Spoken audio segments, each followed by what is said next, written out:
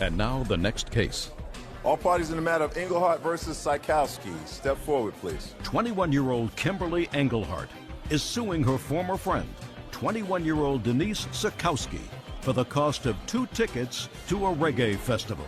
Miss Engelhardt, Yes. according to the complaint that I read, a group of people were going to a concert, and the defendant was a friend of yours. Correct. You asked her if she wanted to join group at the concert. You say that Miss Sykowski said that she definitely wanted to go, along with her boyfriend. You put the pair of tickets on your credit card. Turns out that only Miss Sykowski went. You wanted to pay for both of the tickets. The remainder on her ticket. She didn't give you the full amount. Yes. Miss Sykowski says she only said she was ready to go to the concert, and her boyfriend hadn't committed to go to the concert, and if you didn't think long and hard enough about contacting him, then that's your problem, not hers. He didn't go.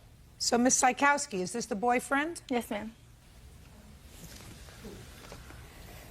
Tell me your name. I'm Chris Holton. How old are you, Chris? I'm 20. And you? 21. How long have you been a couple? For almost 2 years. Do you live together? Yes, ma'am. You live together in an apartment that you share?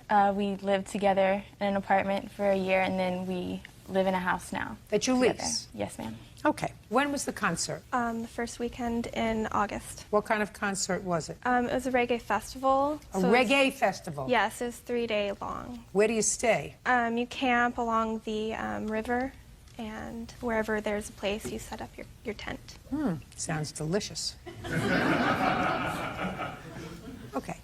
Now, Miss Sykowski, when your friend, Miss Engelhardt, discussed it with you, tell me what you said to her. Well, first of all, it was all 4 of us at my apartment, and 4 of you, including this gentleman? yes, ma'am. That's your boyfriend. Yes. And she asked us, she had already paid for all 4 of the tickets. And I said that that sounded lovely, and I wanted to go definitely. And Chris said that it sounded good, but he could not commit to it because he didn't know his financial state right then and if he had other plans going on. Is that what he said? I am not exactly sure what he said, but I remember that she agreed to wanting to go. She said she wanted to go. Did she say she or they? She said she wanted to go, but later on, before the concert started, she told me that they were both going to go. When you say before the concert started, when did she tell you that they were both going to go? Maybe it was in July. In between this first conversation, which was in what month, by the way? The first conversation at your house. I believe it was in May. Between May and July, had you tried to sell either one or both of these tickets? No, I didn't, because I assumed that she would like to purchase the ticket, if not both of them. Okay. But it wasn't until July that she told you they were both going to go? Yes. Okay. Mr. Holton, Yes. tell me about your plans to go to this concert, sir. Well, I never really had any official... Look at me. Never really had any official plans. She brought it up, like she said, in May. It sounded kind of interesting to me, but like this was months ahead of time. I never actually told her I would be going to the concert. I didn't even know if she actually had the tickets. We never said, hey, buy us the tickets and we'll pay you back. Mr. Holton, 2 couples are going on a camping trip. Camping trip where they're going to share a tent and be away with each other for 3 days. And you want me to believe that you just weren't sure that you wanted to go with your live-in, with your significant other, to this concert? Just because. Well, I mean, honestly... Judd, don't put your hand up. I'd like him to finish. In all honesty, I never really wanted to go to a reggae festival. I'm not really into reggae music. Did you tell that to your live-in? Yeah, I don't think I really explained it to her that I wasn't going to go, but Well, I I never... want you to explain to me what you explained to her, sir. If you didn't explain to her that you weren't going to go, Well, I how didn't- did you think somebody was going to read your mind that you weren't going to go? Well, she wasn't trying to sell me a ticket. The plaintiff here is trying to sell a ticket to somebody that didn't want a ticket. Now I'll hear you. From the very beginning, Chris never said that he was going to take this ticket. He said it sounded like a good idea, but he said that he would never commit to the ticket. Kim and I had talked about this several times, about him wanting the ticket, and I told her several times that Chris was not going to take the ticket, and I told Kim, if she wants to talk to him about it, then go for it. Call him, because she has the phone number. I ended up going to this place by myself. I disagree with 30,000 people there. Just a second. You didn't go there by yourself. According to the complaint that I read and your answer, you picked up his ticket. And you went with his ticket and yours. So you took 2 tickets. Because it's $165, I would not want to leave under somebody's doorstep to be taken. Why? Because that was What did my you, friend. What did you do with it? My intentions were to give it back to her What? because... Listen to me. You took both tickets. Is that right? Yes, ma'am. Both tickets. To give her one back. I don't care what your intention was. You took both tickets. It's $165 underneath somebody's doorstep. That's not the problem. The problem is you took both tickets. It would be my fault if it was lost in the first place. Well, what did you do with it? I took it with me, and I never found Kim. I tried calling her several times. I was there by myself. I ended up having to sleep on the side of a road because I could not find her to go camping with her, and I couldn't find her the second day. They wanted $80 for parking. I spent over $160 getting up to this festival, and then trying to find my friend. She never even called me to notify me where she was at or where her camping grounds were, because we were supposed to camp together, and she never called me or Who's the anything. we? Myself, Kim, and her boyfriend. Just the three of you? Yes. Did you know that it was just going to be the three of you camping together? The day before that we left, I found out Chris wasn't going to go. Just a second. Was that the first time you found out he wasn't going to go? It might have been a day before, but it was within 24 hours of the concert. Tell me who told you he wasn't going. Denise told me that he wasn't going. And what did you say to her?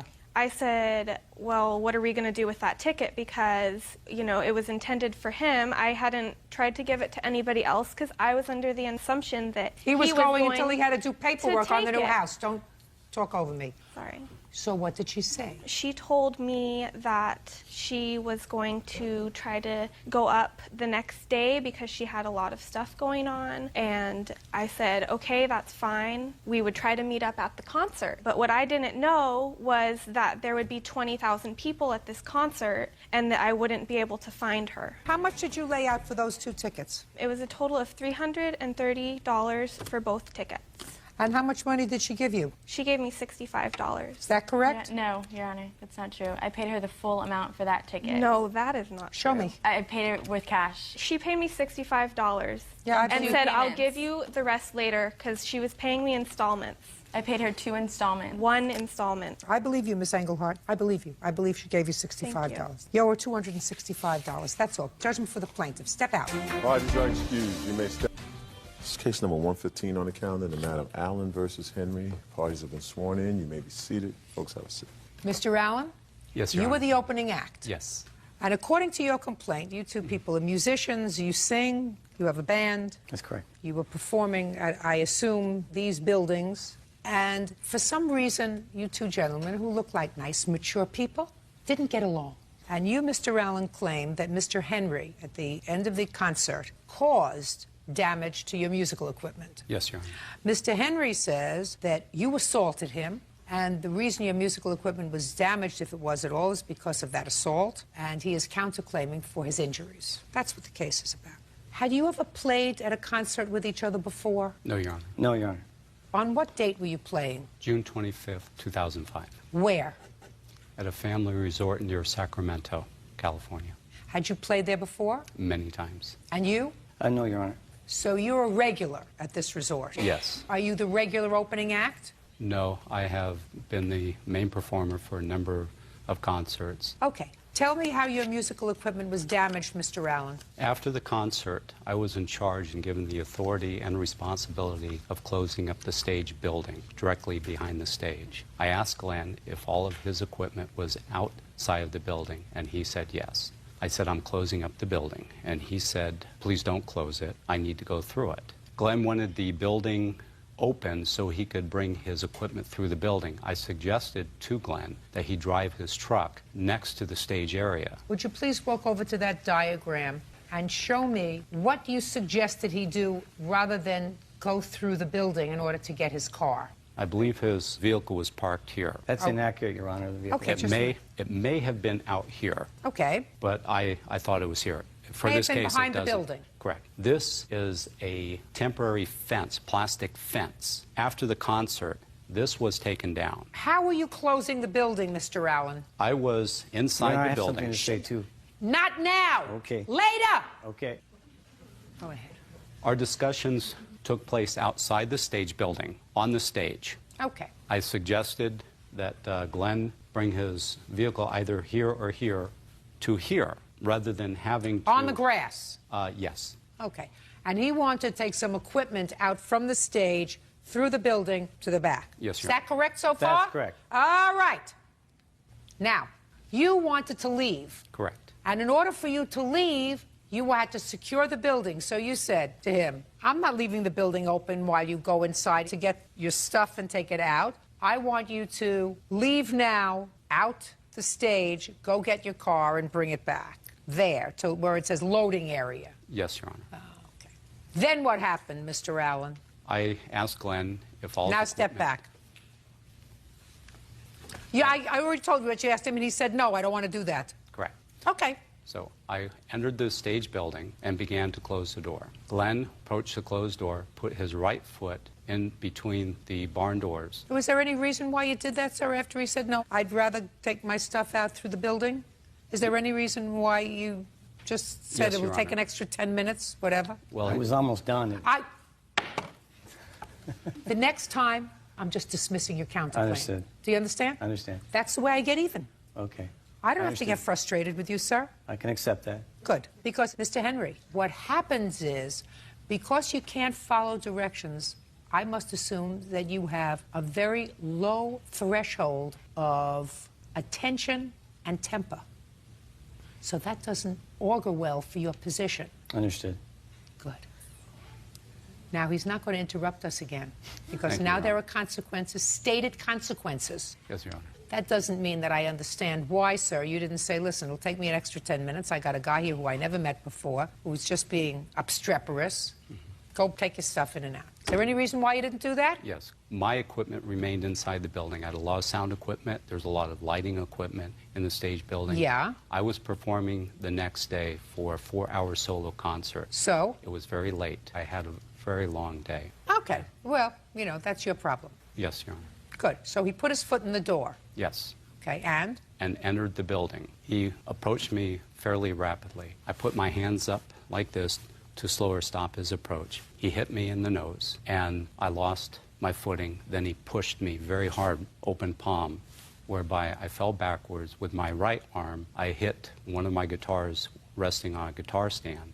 That guitar went through the air and significantly damaged a second guitar, and that's why we're here. Okay, so that's what your case is about. Yes, Your Honor. Very good. Okay, now, Mr. Henry. Thank you, Your Honor. Initially, when we first started to set up our equipment, my show is quite large. It involves a personnel of 5 musicians and a big show and a big production. Mr. Henry, get to after the show. Okay. There was a problem initially with taking the equipment down. Mr. Allen, may I step over to the diagram? Yes.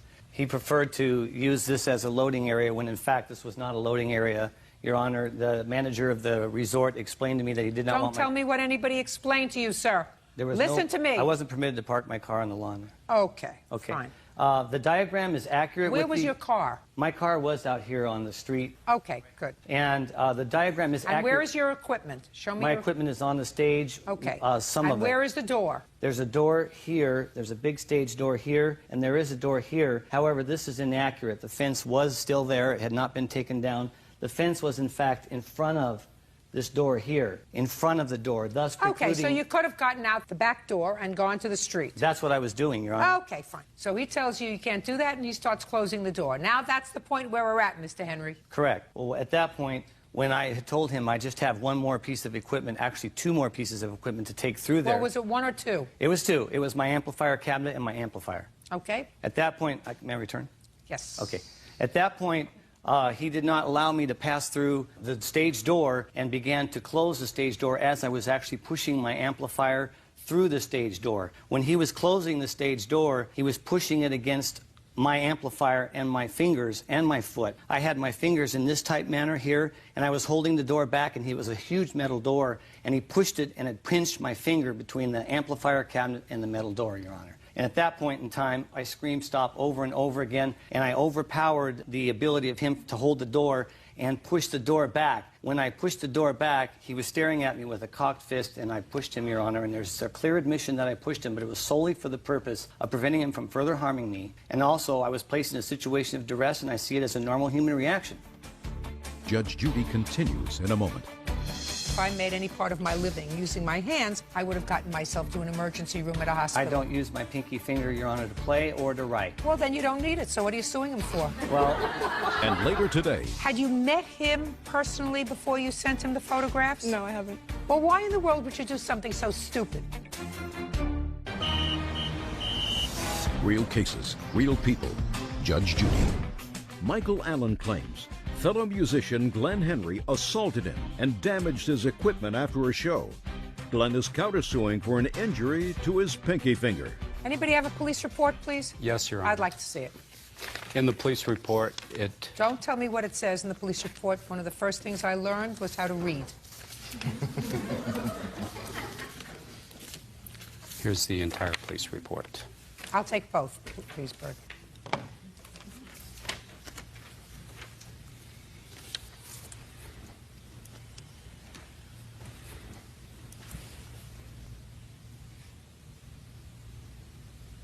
Mr. Henry. Yes, Your Honor.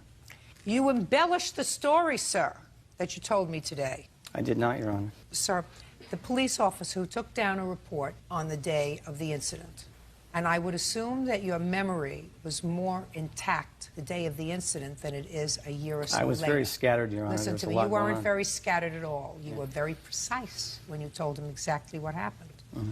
And you said, after the show, we got into another argument because you had had some words before the show started because Mike, that's him, wanted to lock up the building next to the stage, but I still needed it open. Mike tried to close the door on me from the inside, but I stopped it with my foot. That's correct, Your Honor. Mike started swinging at me and tried to push me out the door. I pushed him away from me to try to protect myself. When I pushed him away, he fell into one of his guitars, knocking it over. So the story that you told the deputy on the day of the incident was different from what you just told me today. Your Honor, the police couldn't listen even to me. About holding the amplifier and getting your finger caught in the door with the amplifier. You told the police nothing about that. I sir. did explain that to the police, Your Honor. The police couldn't even get my name right. Police officer was very specific. He didn't Mr. get my Henry. name right even. He did not make out a report at the end scene. He told me he specific. wasn't going to make a report out. Very specific. This is the report you just gave me. Yeah, he made it out the next day because the plaintiff had called him up with the purpose of an intent to bring about civil litigation. That's why Listen he compelled to me, him to sir. make a report. He's not telling me what the plaintiff said. It says it on the report. He's telling me what you told him. He has a whole other version about what Mr. Allen said. I don't think it was an accurate representation, Your Honor, to be honest with you. Okay, good. I did explain to him everything I just explained to you. Good. Both of you denied that there was any injury. Correct, Your Honor. You specifically said, I understand, that's you. He says, this is a quote, I understand nothing will happen anyways, and I don't want to press criminal charges. I am not hurt, and I don't need any medical attention. So that at that time, you told the police the day of the incident that you weren't injured and that you don't need any medical attention. Didn't tell the police officer anything about your swollen finger and anything that you wrote here in your complaint. Right. I didn't discover it until the next morning, Your Honor. Really. And Listen to me. That night, my finger did not have much pain, but the following day, I woke up, my pinky was swollen and throbbing. I had no health insurance and couldn't afford to go to the doctor at the time, so I made my own splint. Correct. Ah, Mr. Henry, I don't believe you, Mr. Henry. I don't... That's what I'm left with. Mr. Henry, I don't know when that happened, sir. You don't need health insurance to go to an emergency room in a hospital. And if I had a band and if I made any part of my living using my hands, I would have gotten myself to an emergency room at a hospital. I don't use my pinky finger, Your Honor, to play or to write. Well, then you don't need it. So what are you suing him for? Well, Your Honor, that didn't require an answer, sir. I wasn't planning on suing him, but he opened the door, Your Honor, so I'm here. I wasn't planning on bringing anybody. I want to know what you claim these two people are witnesses to. Yes, Your Honor. No, tell me. What would he testify to, or is he just here for window dressing? No, I told my friend Vince that after I'd fallen onto the ground, Glenn had grabbed me by my shirt collar and drugged me across the floor. Well, you're not suing for him for assault, so you're suing him understand. for the damaged equipment. I understand that, Your Honor. Okay. That didn't happen, Your Honor. Mr. Henry, Okay. your counterclaim's dismissed. I always keep my word. Okay. Now, Mr. Allen, it slightly pains me to entertain these bills because I really think that you were passive-aggressive that evening. That if you're dealing with somebody who you think is a little off, because clearly you had an altercation with him before this concert started, and if the way to get rid of him is just to hold the door open for another half hour, 15 minutes, 20 minutes, whatever it is, you just do it. You don't start to have an interaction with somebody who was not behaving rationally. So I'm not totally sympathetic with you, but I believe he behaved badly, and I believe he damaged your property, and I don't believe that his poor Pinky was a result of anything that you did. Okay. Judgment for the plaintiff for the amount of $3,700. Thank you, that's all. Thank you. Parties are excused. You may step out. He was, in fact, intoxicated during the whole entire event. As a solo performer, I have to have all my facilities, and I don't drink at all. And now the next case. All parties in the matter of Longobardi versus Alba. Step forward, please. 21-year-old Jacqueline Longobardi is suing her former online friend, 20-year-old Louis Alba, for an unpaid loan and for publishing risque photos of her on the internet. Ms. Longobardi, according to your complaint, you met the defendant online when you were having some marital difficulties. Yes, Your Honor. And you were still living with your husband, but you began an online chatting situation with the defendant, and it is your claim two things happened. First, that he borrowed some money from you. Not a lot of money, but you want it back. Yes. And second, you claim that very foolishly you sent him some photographs of yourself. Photographs that you would not want published. Yes. And he published them Yes, on ma'am. the internet. So you want to be compensated for that. Yes. Let's get the photographs first. Okay. Had you met him personally before you sent him the photographs? No, I haven't. Well, why in the world would you do something so stupid? Yeah, it was an awful mistake. Well, it was an awful mistake, but you sent him the photographs. I felt like I really trusted him and that he cared Why about would me. you really trust somebody that you never met? Yeah, I was naive. Well, you were, but you don't get compensated for that in the court. Yeah, but he showed my family and my friends. It wasn't right for him to do that. They were very wasn't personal. right. I know, it wasn't. Absolutely, definitely- it wasn't right. Yeah. But you can't stop him. You gave him the photographs. You gave him the photographs and you said, here, look at what you're missing. Stupid. That you don't get compensated for. Yeah. Now, just for my own information, why would you take these photographs and do anything to embarrass her? I didn't take no photographs and embarrass her. What'd The only you do with photograph I had of her was her in a nightgown, and even that didn't show anything. So what did you do with it? I erased it. I deleted it as soon as she started getting the press because I didn't love her. You mean you put it on whatever you do with that No. machine that I don't operate? No, I deleted them. Okay. All right. So I don't even have to deal with the photographs. Because whether he published them or not, they're his photographs. Well, she did. I mean, they show my mother, my husband. Well, that was your stupidity. Yeah. You showed them to a stranger. Well, we were talking for months. I mean, it wasn't something I just instantly did. Oh, I knew you for He's a months. stranger. He built up a lot of trust. And He's a stranger. stranger danger. I mean, people who use this internet are so stupid. I just don't understand it. More and more, you hear more and more people falling into traps. People that they've never met. It's just mind-boggling to me how people could be so stupid. But anyway, I don't compensate people for being stupid, madam. So if you sent pictures to him, this stranger that you had never met, that you wouldn't want your mother to see, that's your problem. Yeah, definitely. Now, let's get to the money. When did you allegedly loan him money? On April 10th, 2006, How much money did you allegedly lend him? $270. Did you receive $270? Yes. What did you need the money for? Well, actually, I needed $1,000 to hire a programmer for a personal business I wanted to run. But with the $270, I couldn't do anything. So why didn't you return it? I didn't because she said she was going to sell her car and help me with the $1,000. So I just kept it in the savings account. So you mean you have it? Or currently, no. Well, what'd you do with it?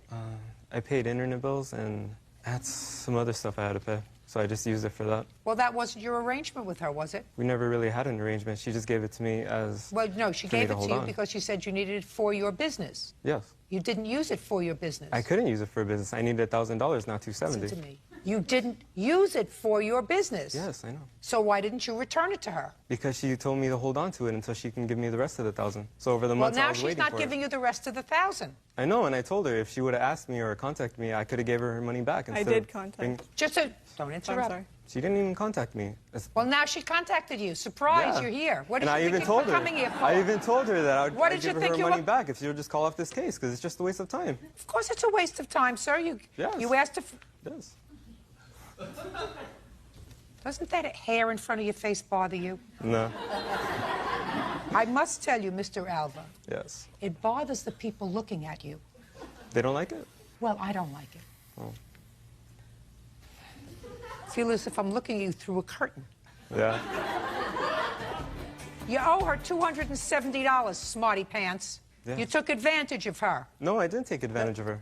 Listen to me. But I Don't didn't. answer. Don't answer me back. Who is this? Oh, she was my witness at the time. She gave me the 270. Just a She second. was there. And who is this?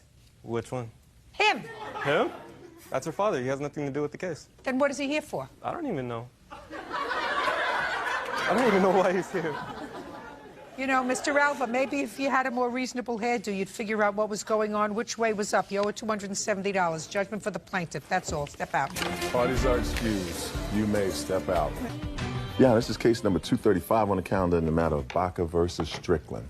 Parties have been sworn in, Judge. You may be seated. Sir, have a seat, please. Miss Baca, Mr. Strickland, some time ago, was your boyfriend. Yes. There was a falling out. You were no longer together. Recently, he contacted you because he had had a falling out maybe with his other girlfriend and he needed a place to stay. And foolishly, you said, sure, you can stay with me for a while until you get relocated. He did. And you claimed that he agreed to pay you rent, $350 a month. In addition, you claimed that he agreed to sell you a used car that he had. You paid him for the car, and one day you came home and you find the car that you had paid for is gone, along with Mr. Strickland and his month's rent. Mr. Strickland says, A, you must be crazy because he never sold you his car, and B, he never said that he was going to pay you rent. He didn't even have a room. He stayed on the sofa. Mr. Strickland, when did you move into Miss Baca's apartment? It might have been July, middle of July. July 14th. And how did that come about, sir? I called her and asked her if I'd come stay there, and she agreed. Did she ask you why? Yes. What did you tell her? That I was having problems where I was staying at that time.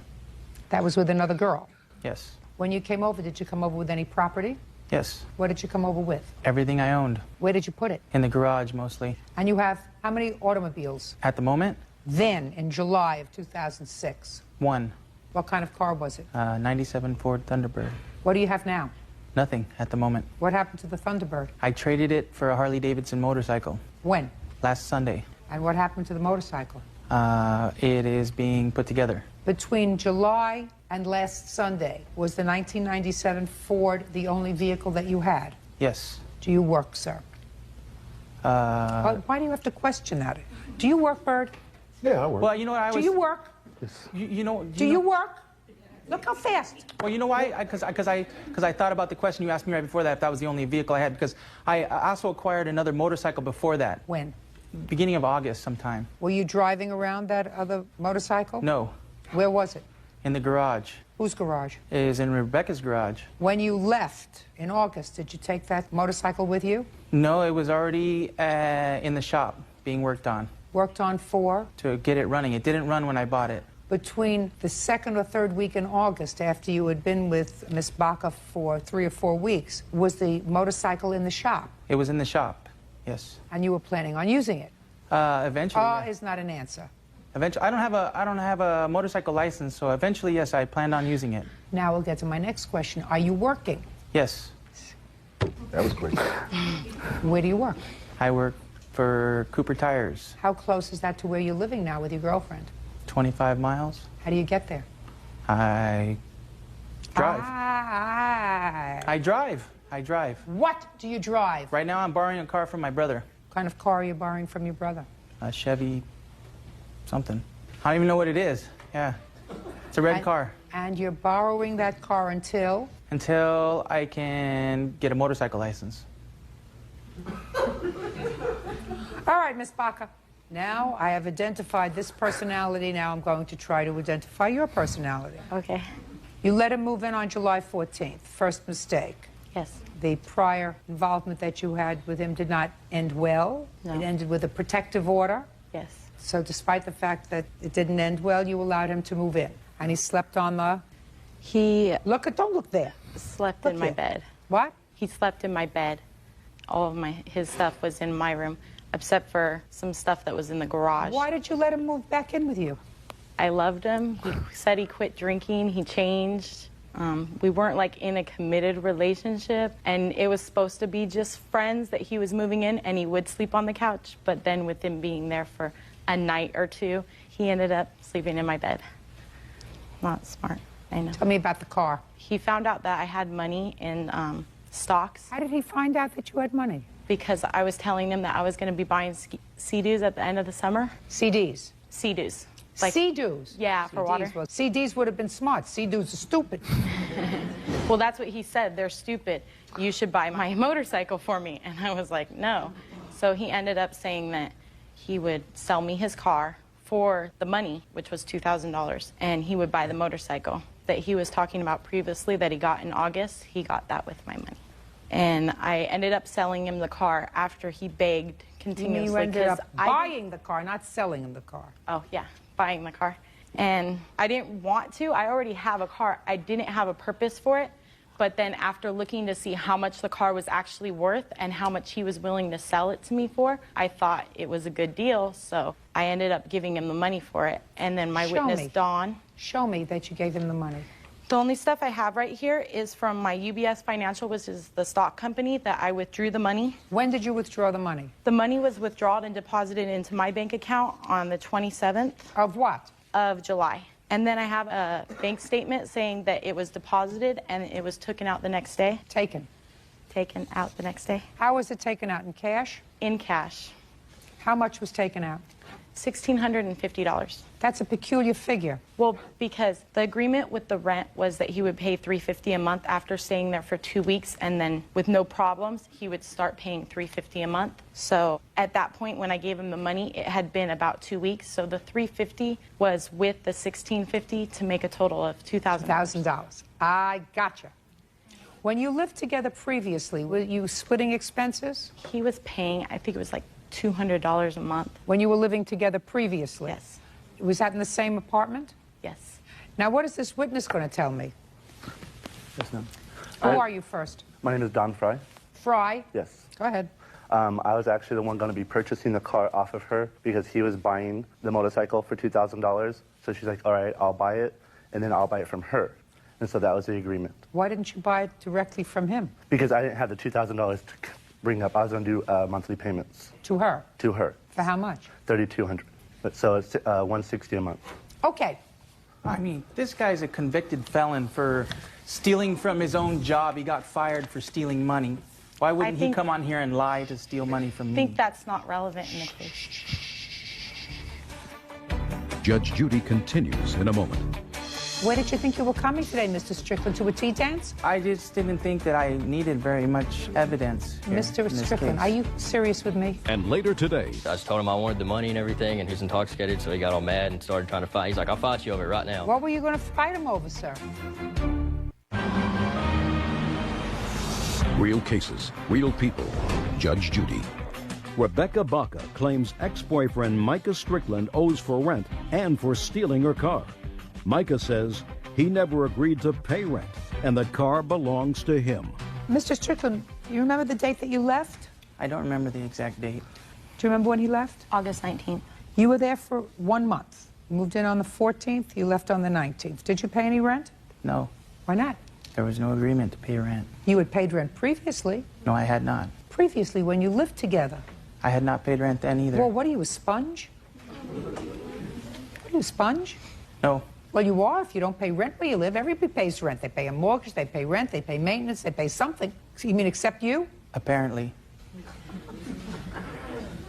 You purchased the other motorcycle on what date in August? I don't know the exact date. Do you remember the exact date? He paid for it on the 28th when I gave him the money. Do you remember who he purchased it from? It was a guy named Rick at his work. I went to the bank. I got the money out. I went to his work on his lunch. He got the money out from his bank account, went back. He gave it to the guy, Rick. And then the next day, on Saturday, I borrowed my ex-husband's truck, and we picked the motorcycle up from Rick's house. I paid $50 for that motorcycle. I'm sure. Just a second. You have a receipt? No, I don't, but it's written on the pink slip that I haven't gotten around to going down to the DMV with yet. Well, where is it? It's at home. Well, where did you think you were coming today, Mr. Strickland, to a tea dance? I just didn't think that I needed very much evidence here Mr. in this Strickland, case. are you serious with me that you didn't think you needed any evidence in court? Well, I just thought it was a pretty cut and dry case, being that it's my car. If I'd actually done something wrong, like I'd be in trouble for stealing. So like I thought this was a pretty odd case. I'm surprised I'm in court over it. Well, but, Mr. Strickland, you are in court over it, so if you are in court over it, it would seem to me that an intelligent person would bring any evidence that they had to support their position. Okay. Not just stand there and say, look at me. What do you think Ms. Baca did with the money that she took out of her bank on the 27th of July? I don't keep track of her finances. I have no idea what she might have done with it. And would it be a fair statement that she did accompany you to Rick's house to pick up the motorcycle? Yes, she did come with me to pick up the motorcycle. Can I see your bank statement, please? Yes, I also have an insurance statement saying that I added on the car that I never bought to my insurance policy. I'd like to see it, please. She put that on the insurance because she wanted to drive the car and she didn't feel comfortable driving it without insurance. Why would she want to drive that car when she had her own car? She drove it a few times. Oh, you're full of baloney, Mr. Strickland. You're full of baloney. So.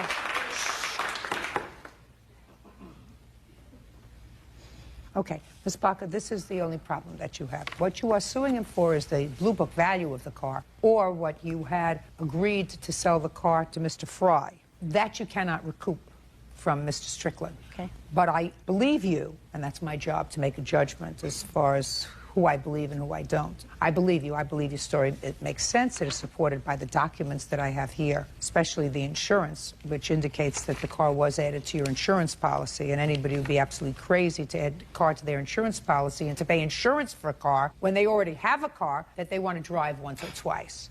I mean, that would be ridiculous. So I believe you, but you are not entitled to the book value of the car. You are entitled to what you paid for it.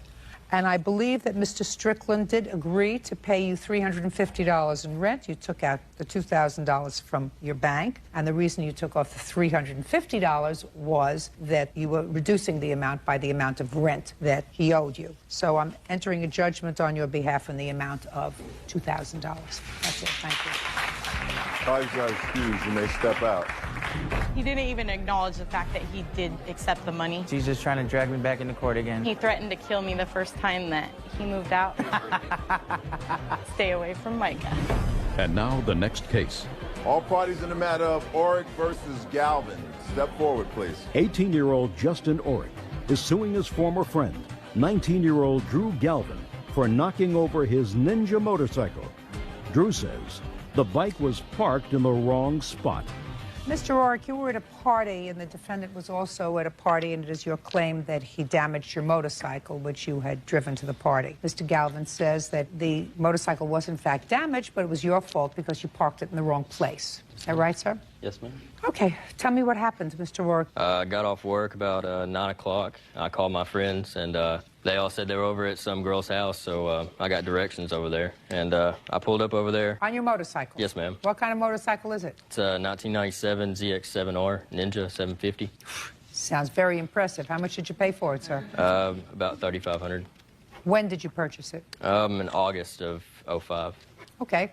I parked it, and he was sitting on the back of his car, and he was pretty intoxicated, and he let me know that. And how did he let you know that? Well, I shook his hand. He's like, "How's it going?" He's like, I could smell it. And he's like, "I'm pretty drunk," And I was just like, all right, yeah, whatever, that's fine. And I walked into the house because that's where pretty much everyone was. And I was sitting in there talking, and everybody heard this crash. I got up and ran over to the door. I noticed my motorcycle laying on the ground. He was over there trying to pick it up. Helmet was rolling around in a big puddle of water, and trying to figure out what was going on. He said he was sitting on it, and it fell over on one side, and that he went to pick it up, and it fell over the kickstand onto the other side, and that's the crash that we heard. And I just told him I wanted the money and everything. He was intoxicated, so he got all mad and started trying to fight. He's like, "I'll fight you over it right now." What were you going to fight him over, sir? I never said that, but that's beside the point. Judge Judy continues in a moment. 19 is too young to have any children, sir. You have to find something else to do other than drink and make babies. Yes, ma'am. Go to the library. Expand your mind. Real cases, real people. Judge Judy. Justin Oric claims former friend Drew Galvin knocked over his Ninja motorcycle. Drew claims the bike was illegally parked. Why were you so drunk? Actually, How old are you? I'm 19 years old. That's what's so silly about You're this 19, whole thing. just a second. Okay. Who do you think is going to be in control of this courtroom, Mr. Galvin, you or me? You. Right, so first stand up and take your hands off the table. Very good. You're 19, you can stand on your own 2 feet. That would be perfect. So why would a 19-year-old boy get so drunk? Is there nothing else to do in Arkansas? Yeah. Huh? Yeah, pretty much. There's nothing there. There's cows and like people with nothing to do. So they drink. The majority of them, yes. You drink.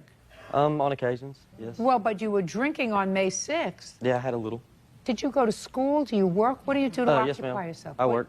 You work for whom? Razorback Car Wash in Bryant for right now, but I didn't understand a word you said. Razorback Car Wash in Bryant. Razorback Car Wash. Okay, for right now. Yes, ma'am. Actually, whenever I get back, I'm going to be in the heat and air business. I've already got a job. Great. And you're going to stay in Benton? Me and my fiance are trying to figure that out now. You're 19 and you have a fiance. Yes, ma'am. You don't have any children, do you? No, ma'am. None expected. No, ma'am. We were pregnant but had a miscarriage. 19 is too young to have any children, sir. You know, you have to find something else to do other than drink and make babies. Yes, ma'am. You know, go to the library. Do they have a library in Benton? Yes, ma'am. There actually is. I've been there quite a few times. Have you? How Yes, many ma'am. times? I'd say whenever I was in school, about almost every other weekend. You mean when you stopped going to school, you stopped going to the library? No, ma'am. I started working a lot. Well, but you still have time. You had time to get drunk, sir. I would suggest you spend your time in the library. You had time to make a baby, right? You have time to go to the library. There are other things that you can do Yes, ma'am. other than drinking and procreating at age 19. You can expand your mind, expand your horizons. Yes, ma'am. Mr. Galvin. Now, you don't really want to tell me that it was the bike's fault that it fell down because it was parked in the wrong place, do you? Well, you sort really of. want to tell me that, Mr. Galvin? You look like such a nice young man. I have Misguided, perhaps, but a nice young man. I have pictures of the spot where my car was and his bike right behind it. Like it is a one-person parking spot. But I was on my way around the car whenever I tripped over it. Mr. Orrick says that when he got to the party, you were sitting outside on your car. No, actually, I was inside talking to Danielle. No, you weren't, sir, because you were too drunk to know what in the world you were doing. Well, I mean, if I was that drunk, how come the cops didn't write me? And in the police report anywhere, it Why doesn't say. would they do that? You weren't driving. I told him not to. Shh. You weren't driving. He didn't want to get you into any trouble. That's not my question. You know how much you were drinking. Well, at least at the beginning you knew how much you were drinking. Did you end up staying at the house? Yes, ma'am. Actually, I did, and my belt was stolen. Just a second. You ended up staying at the house. Yes, ma'am. Where did you sleep? In the bed with the girl that I was seeing at the time. This was in May? Yes, ma'am. Was it the same girl that you're affianced to now? No, ma'am. It's not. So between May of 2006 and now, we have had a new fiancé and an almost baby. Is that what you're telling me? Yes, ma'am. Judge Judy continues in a moment. Want justice? Go to judgejudy.com or call 1-888-800-JUDY. Listen, you paid $3,500 for the bike, according to you, maybe, more than a year ago. Yes, ma'am. You want $4,200 to fix it. That's not going to happen. Do you understand? Can I explain why he Yeah, sold sure. it? The guy sold it to me for that because he was scared of it. He said he was going to get put in jail or killed on it. It has like well more than $3,500 worth of work in it. It's got a crate motor. It's been lowered, you know, custom paint, custom exhaust. It's pretty much a show bike. So it's worth more than $3,500 is what I'm trying to say. Can I see the estimate to fix it, please? Yes, ma'am. There's 2 parts estimates and 2 paint estimates in there. There's the damage. What kind of work do you do, Mr. Rorick? I work for AutoZone, but I'm a full-time college student as well. Where'd you get the money to buy this? I worked hard for it. Like I had a dirt bike that I sold for it, and it's hard work. Oh, it's a beauty. Thanks. I mean, I wouldn't get on one of these things.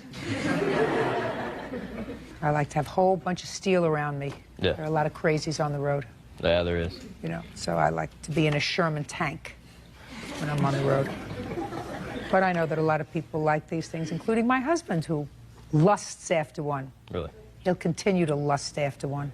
All right. Mr. Galvin, where are you going to be next weekend? At my house? No. Where are you going to be next weekend? The library. The library, yes, ma'am. Judging for the plaintiff in the amount of $4,200. That's all. Parties are excused. You may step out. Judge Judy continues in a moment. And on the next Judge Judy. This is case number 204 on the calendar in the matter of Serbo versus Dillon. Parties have been sworn in, Judge. You may be seated. Ma'am, have a seat. Ms. Serbo, the defendant was your boyfriend for a period of time. You were quite young. He wasn't much older, at least up here. And according to your complaint, you broke up with him after he assaulted you and stole your car. Mr. Dillon says that you hit him first, he merely retaliated, and that the car that you're talking about is titled in his name and is his car. How old were you when you met Mr. Dillon? 16. And he? 26. Where were you living? Well, after I met him, we began a relationship, and I moved in with him when I was 16. Prior to moving in with him, where did you live? At my mother's. Didn't get along with your mother? No, never have. When did you move in with him? Give me the month and year. It was May 5th, 2006. Where did you meet? Basically at his house. Explain that to me, how you met at his house. There was a party I was invited to at his house. Yes. And it just ended up being the three of us, his roommate, himself, and myself. I mean, that was the party? That was the party. Who invited you to the party? His roommate, David, who was kicked out before I moved in, which is not too long after we met. Had you been living at your mother's house just prior to May 5th? Yeah. Look at me. Don't look over there. There's nothing over there that's more interesting than over here. Had you been living at your mother's house? Yes. Immediately prior to you moving in to his house? Yes. Now, when did you move out? Moved out January 2nd. Don't look over there. There's nothing over there. January 2nd. All the action is over here. Go ahead. January 2nd, 2006. Look, you met him and moved in on May 5th, 2006. 2005, sorry. That's better. And you moved out 7 months later, in January of 2006, correct? Mm. And during that time, were you working? Yes, I'd been employed at Kroger for a year. Working full-time or part-time? Part-time. Were you going to school? No, I dropped out. Got my GED. When did you get a GED? Don't look over there. Look over here. I don't... Did you get a GED yet? June. Which June? This is 2006. You mean you had to think about when you got a GED, madam? Yes, it was not the biggest thing on my plate with all the other things I've had to deal with. I also moved out, got emancipated. I moved like 4 or 5 different times after I broke up with him. Yeah, it was a lot of things. Now, tell me when this alleged assault took place that you're suing him for. January 2nd, 2006. And that was the day you moved out? Yes. Tell me what happened on January 2nd, 2006. It was the day after my 17th birthday, and Steve and I had been at the home, and his friend Steve-O came over with a bottle of liquor. I asked him not to drink. He began to drink several shots. What time was this? He hit me at 5 p.m., so this was before 5 p.m., so I don't know exactly what time they started drinking. Go ahead. They were drinking, and then I sat down with him, and I was sitting on his lap, and he said something that between Steve-O and himself, very negative towards me. I can't remember the exact statement, sorry, but, and then I did slap him, but it did not leave red marks, and it was a playful slap. It was probably like this. It was not hard on his face. Because he said something. So he said something to Steve that... No, Steve said something about me to Steve-O. That was extremely harsh, yes. So Steve said something negative about you? Yeah, like called me a or something like that. And so you slapped him in the face? Yes. And what did he do? He pushed me off, and then he grabbed the 2 closest things to him, which was, one was a glass vase, and he threw it, and he was dissatisfied because it did not hurt me. So then he threw his arm back with the camera. He grabbed a camera that was probably about a $200, $300 camera, and wound it back as far as he could. And the best thing I remember about that night is how cold his eyes looked, and he just kept it like that, and then smiled and looked straight at me. And the entire thing, as soon as I slapped him, I was just like, I'm sorry, and I got off. And I was like, and then he just threw it, and it hit me in my face, bounced off. It was like 3 feet in the air before it actually hit the ground. And I've got pictures and 911 tapes and police reports. You have a hospital report? Yes. I'd like to see it. It's actually, this is the doctor's report. Those are pictures of the violence.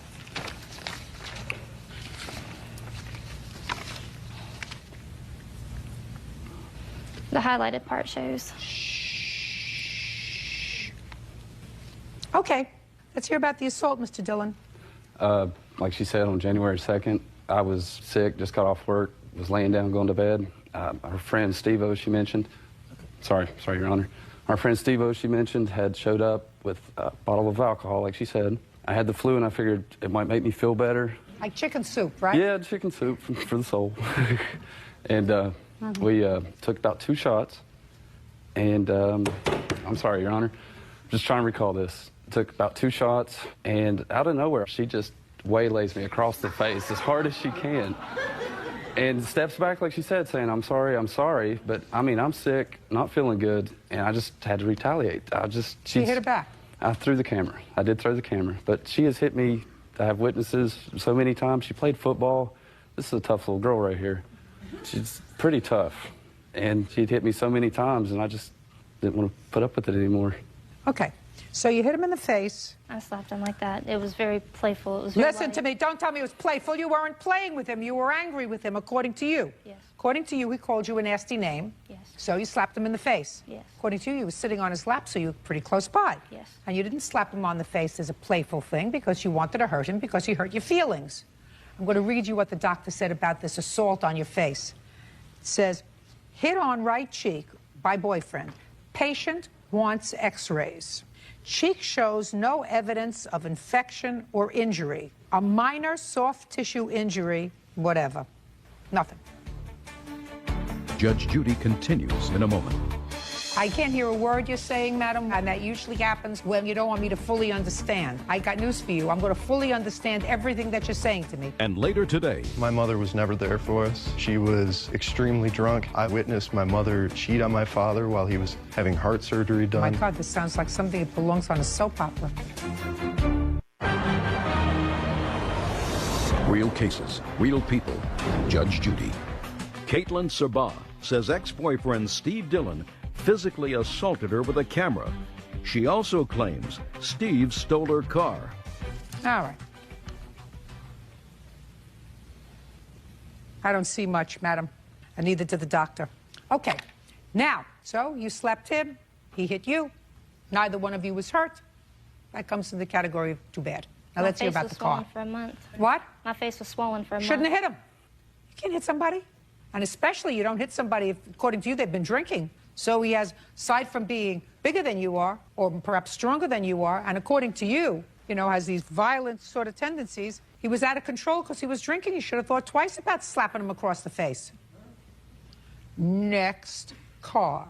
When did you purchase this car? What happened was I was looking for a car, and I was going to pay, and we were looking for the trading times through it. I can't hear a word you're saying, madam. One word is going into another, and that usually happens when whatever you're saying you don't want me to fully understand. I got news for you. I'm going to fully understand everything that you're saying to me. I hope so. So the last thing that I heard you say was, I was looking for a car. Yes, and he surprises me. He gives me a car, and he says it's mine. And I tell him that if we break up, this is going to be a huge dispute, so just let me pay everything for the car. And then I give him cash, and I tell him to go put the car in my name. And he says, well, I had to put it in my name because so the insurance would be cheaper on you since I'm over 25 and I'm a white male. How much money did you give him? I gave him, because it was No. 100. How much money did you give him? Gave the car, it was 150, and then he wanted the wheels. Just a second. You gave him $150. Yeah. And what year car was this? 1989 Honda Accord LXI. And how much was the car? He bought it for 150. You bought a car that runs for $150? The transmission was bad, Your Honor. It needed a transmission replaced in it. I paid for the transmission. Steve put it in. Is that right? That's correct. How much did she pay for the transmission? $200. That's $350. Mm-hmm. And there were wheels. Paid for wheels on the car, and then Did she pay for the wheels on the... Shh. Did she pay for the wheels? I'm speaking. I'm sorry. Did she pay for the wheels on the car? Yes, she did, Your Honor. How much was that? I think they were $120. So why do you say the car is yours, sir? Because we had purchased a dresser through a furniture store, and I told her since I'm over 18 and I was going to finance it for her that we'd use the car as collateral until she paid for the dresser. And she ended Put the papers down. She ended up not paying for the dresser. So I went to get my car back. Where's the dresser? At her house, in her custody, I'm not sure. Just a second. You bought a dresser. Who purchased it? I purchased it on my account for Caitlin. I paid $30 down on it. I want it donated to Habitat for Humanity. Just a second. Well, you shouldn't have donated it, madam. I didn't. I still have it in Your my Honor. possession. Oh, you still have it? Yeah, it's... Great. You're going to give it back to him. That's... Okay. Fine. She never paid that. I'm not speaking to you. Great. You're going to donate it back to Mr. Dillon, and he's going to give you your car. Okay. Do you understand that's what's going to happen? Because Yes, I'm going Your to Honor. prepare that order. Okay. And the order is going to read that 2 days from now, get a big truck and go pick up your dresser. Okay. And the sheriff is going to come and pick up the car. because it's her car, right? Because you said the reason you didn't give her back a car is because you didn't pay for her dresser. She had... I'm speaking. Sorry. Is that what you just told me? Yes. That wasn't a lie, was it? That was the truth. I'm not lying, Your Honor. Good. It's the truth. You're going to get your dresser back. But I didn't want the dresser. That's too bad. Okay. You're getting it back. Is that clear, sir? That's clear. She, however, is coming to get her car. That was your arrangement. Do you understand? The arrangement was to pay for the dresser for the car. No, listen to me, sir. That's not happening. Okay. What's happening is you're going to get the dresser and she's going to get her car. Do you understand? He vandalized the vehicle. That's too bad.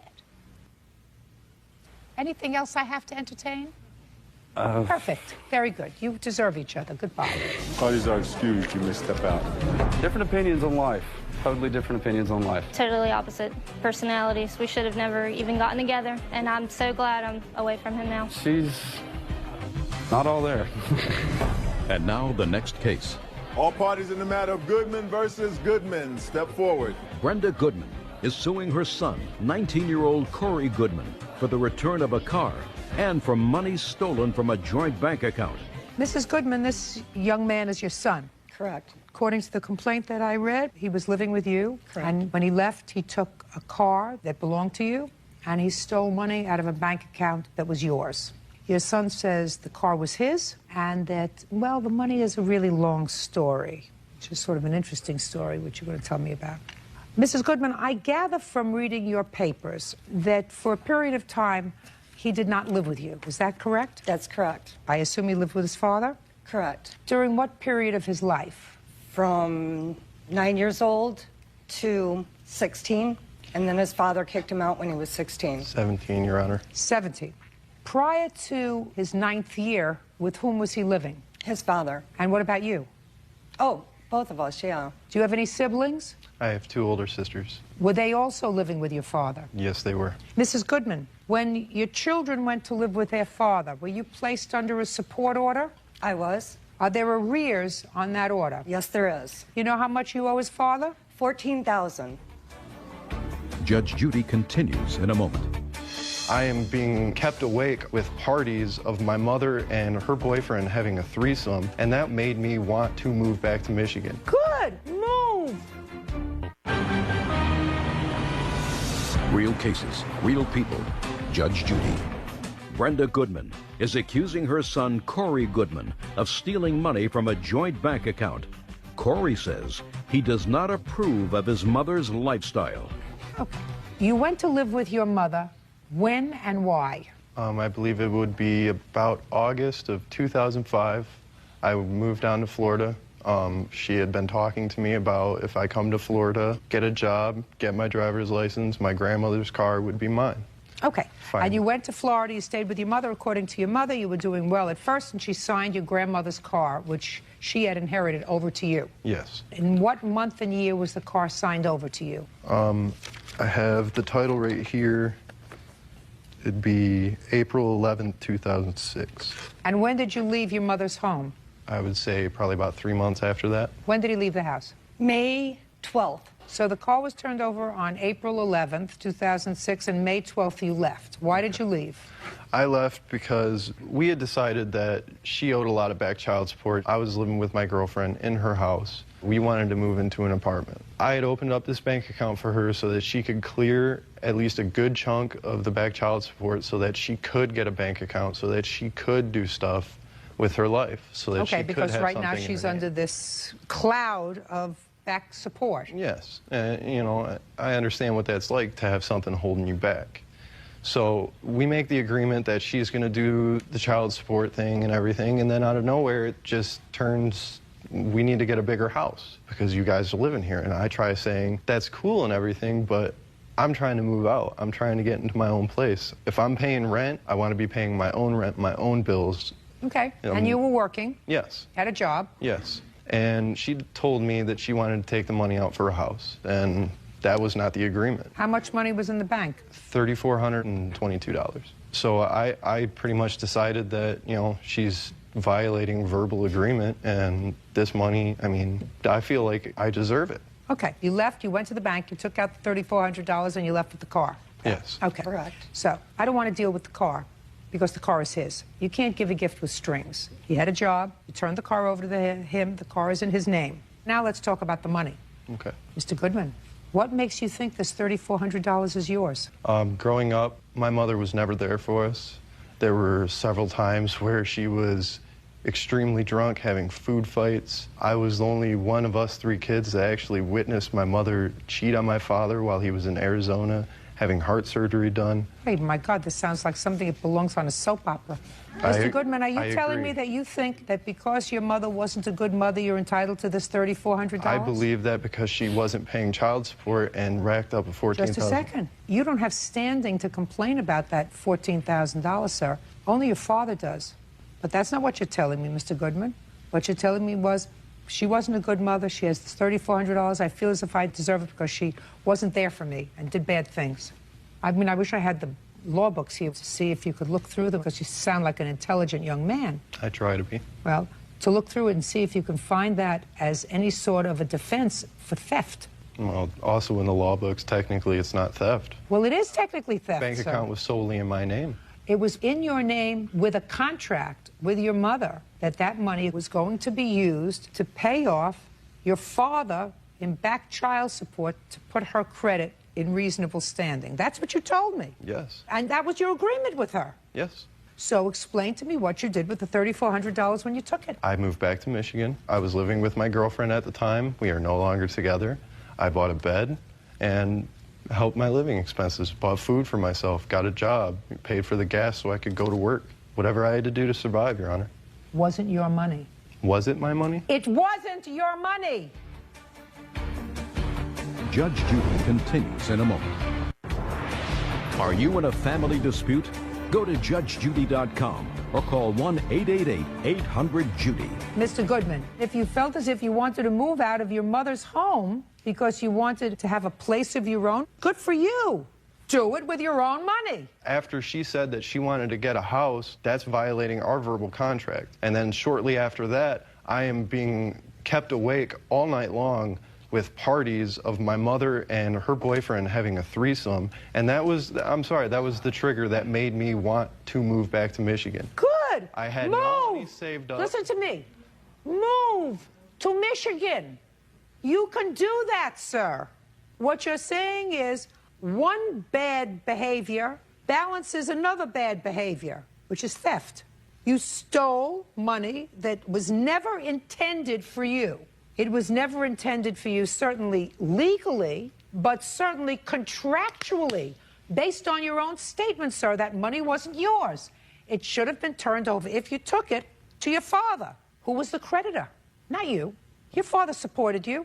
He fed you. He bought you clothes. He did whatever we had to do from age 9 to, according to you, 17. Yes. So the only one who's owed the money is your father. You had no right to take it. How much did he take out of the bank account? $3,422. Judgment for the plaintiff in that amount. The car belongs to him. Thank you very much. That's all. Parties are excused. You may step out. Judge Judy continues in a moment. And on the next Judge Judy.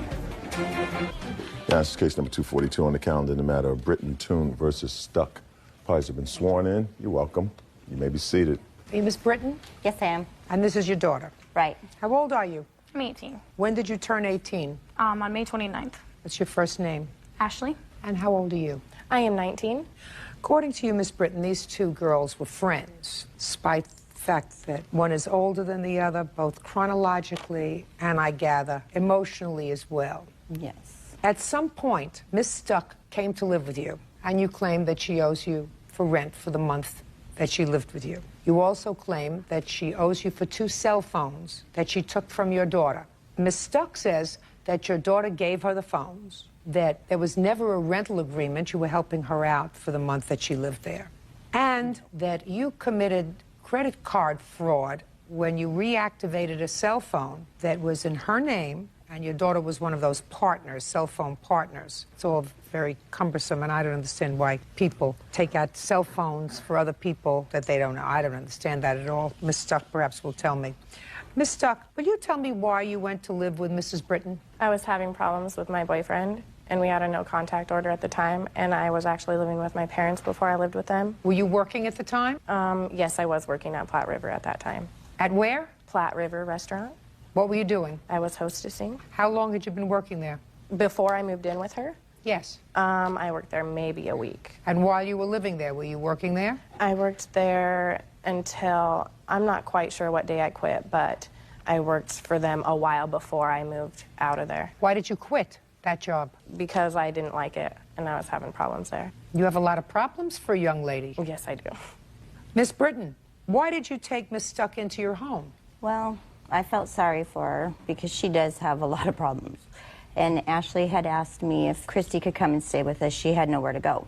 And so I agreed to let her. Well, did you have a discussion with her I before did she have came? a discussion with her. The rules were that Well, tell me, when she came to live with you, May 25th? I was thinking it was around May 18th, the week of... Right before her birthday? Right before Ashley's birthday, yes. Right. How long had you been friends with her, Ashley? I'd say we were probably friends since my sophomore year. Tell me the conversation, Miss Britton, that you had with Miss Stuck before she came to live with you. Actually, she was already in the process of moving in when we had this conversation. Due to Ashley and going to me, you know, with what she had said, I actually didn't, till she was already moved in, have a conversation with her. But after she was already moved in, she agreed to pay rent. I want to hear the conversation, Miss Britton, and don't make things up as you're going along, madam. Do you understand? Okay, the conversation was between me and Ashley, not probably between me and Miss Stuck. Okay, so now tell me the conversation that you had with your daughter.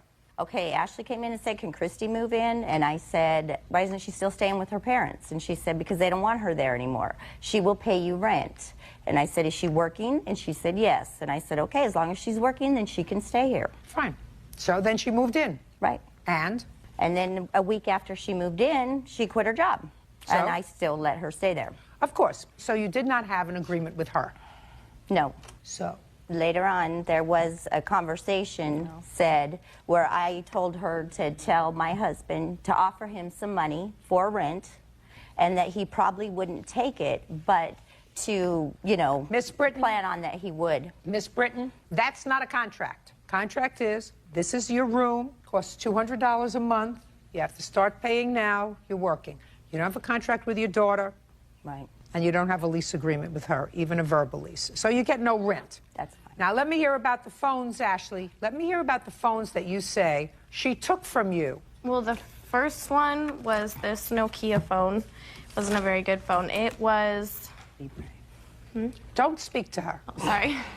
But I had told her that I would let her borrow them, and then what had happened was I believe both of them that Look at me. her boyfriend had broken. Well, according to you, you said I'll let you borrow one, right? And then that one had gotten broken again. And you gave her another one. Why? Because she is very pressuring kind of person. I mean, like, she pressures you into things very easily. That's how I got into the... And when was the first time you gave her a phone? That first one, I believe, was probably in March. Is that when it was, Miss Stuck? Probably. I don't quite remember when it was given to me. March. I did not And the borrow next? it. That one was at the end of May, because I'm almost for sure about that. Was the end of May. Now, Miss Stuck, let me explain something to you, madam. She cannot give you that first phone because she cannot make a contract. She was only 17. Yeah. Do you understand that? Yes, I do. So you have to pay her for that first phone. I actually have it with me right here. So you have the phone she gave you? Yes, it's right here. Okay, give it back to her. Okay.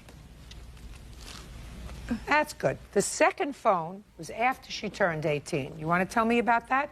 That one was my audio box phone. I had just gotten it probably like, it wasn't even a month old. And I had just gotten some graduation money, so I went and bought a new one. So I had lent her that one. No, I don't believe you. Ashley, I don't believe that, sweetheart. Because what you just told me is you had a phone, but you got a lot of graduation money. So, stupidly, you had a phone already. You went out and bought a different phone. So now you have two phones.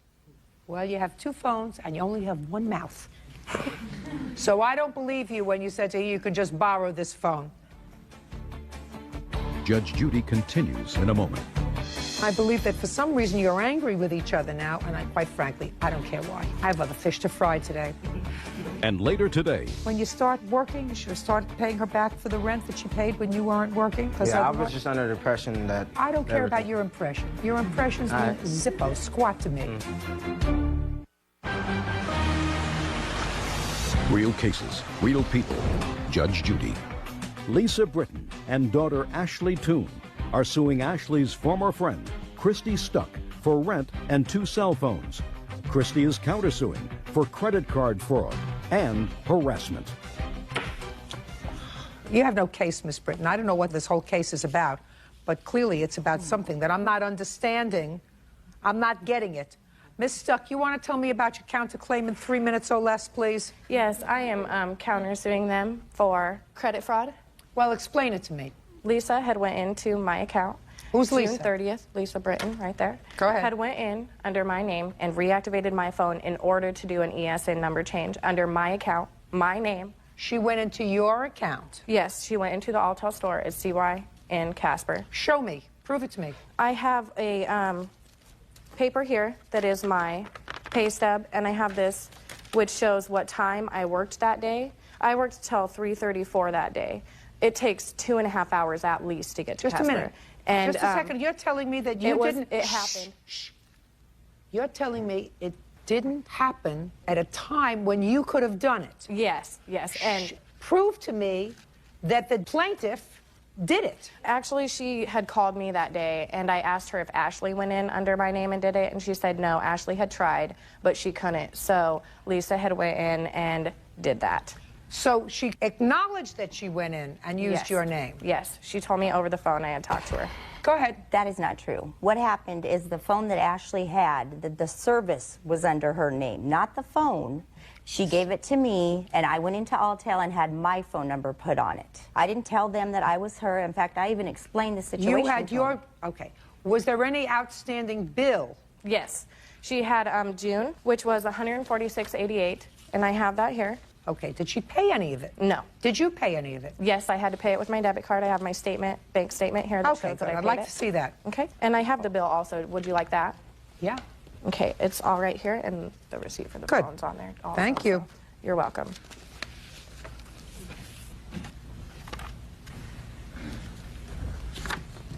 Now, this bill is dated May 27th. Yes, and it's due June 16th. I don't care whether it was due in June, madam. Her birthday is May 25th. Yes. All of these calls were made prior to her turning 18. She cannot make a contract, a valid contract, prior to her achieving her 18th birthday. Yes. She cannot do that. Yes. What I gather from your papers is you had a phone with a buddy plan, and the person you had the buddy plan with backed out. You asked her if she wanted to go on your plan with you. She said sure, but she was 17 at the time. Yes, she was 17 at the time, but after she had turned 18, I did still ask her for that money. I don't care whether you still asked her for the money, madam. The debt was accumulated prior to her becoming 18.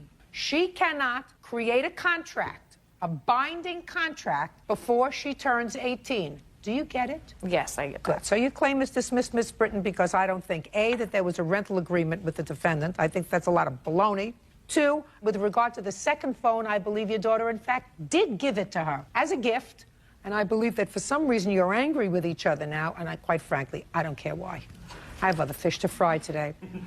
As far as your counterclaim is concerned for credit card fraud, she cannot make an agreement with you or with a telephone company prior to her achieving her 18th birthday. So you paid the bill? You paid the bill? Good for you. You also got a month's free rent. Goodbye. Parties are excused. You may step out. There was a lot of stuff going on between the two of them that, you know, needs to be settled and forgotten about. She did credit fraud under my name. She got to go in under my name and reactivate a phone. So is anybody going to be able to do that? I feel the defendant, if she doesn't get her way, is, you know, pretty much a baby. We fought, and then we got it back along, and we fought, and this time I was just like, I'm over it. We're not friends, and she's a liar. And now the next case. All parties in the matter of Rorick versus Blackshear. Step forward. 23-year-old Elizabeth Rorick is suing her former friend, Marcus Blackshear, for unpaid rent and for destroying 3 picture frames. Miss Rorick, you knew the defendant from high school, is that right? Yes, that's correct. And he moved away, then moved back to town, and the two of you decided to room together. Is that right? That's correct. You were just roommates? Yes. Did you move into an apartment together, or did you already have an apartment? We actually moved in the same day together. Were you both on the lease? No. Just you. Just One me. bedroom apartment or two bedroom? One bedroom. Where was Mr. Blackshear sleeping? We shared a room. So you were living together as a couple? As friends. As friends? Yes. Were you sharing a bed? We were sharing a bed. That's an interesting friendship. But the arrangement was that you would split the expenses. Yes. And Mr. Blackshear promptly lost his job, or didn't have a job. He didn't have a job. Neither one of us had a job when we first moved in. Well, how'd you expect to pay rent? I had saved up money over the summer because I anticipated moving to Long Beach. What was the rent? The rent was $10.15. How long did Mr. Blackshear live with you? He moved out July 24th. And you moved in when? September 1st was technically our first day. First 3 months, Mr. Blackshear did not pay rent. That he agrees. Correct, sir? Yeah, I mean, yeah, to a certain degree, I agree with that. Well, you said that in your complaint, in your answer. Like, I didn't start actually paying rent until November, and I moved in September. That's incorrect. Actually, he started working in the middle of November, so... Mr. Blackshear, your answer, sir, says that you didn't pay the first 3 months' rent. Well, September, October, so it should only been the first 2. That's incorrect. For the first few months, I paid no rent. That's what you said. But you say the majority of the items in the home were mine, and I paid a great deal of money to get our apartment livable. I owe her nothing. Judge Judy continues in a moment. Real cases, real people. Judge Judy. Elizabeth Rorick claims former friend Marcus Blackshear owes for rent and destroying her property. Marcus is countersuing for half the cost of a TV. Okay, so you didn't pay her for the first 3 months. So that's $1,500. It's $1,522.50. Why didn't you pay her, sir? Well, at the time when I had moved in, I didn't have a job. I wasn't completely broke at that point in time. You know, upon moving down there, I met a friend. I was able to get some real nice furniture and some things for the house at a cheap price. So I was putting funds towards that and, you know, towards other things in the house.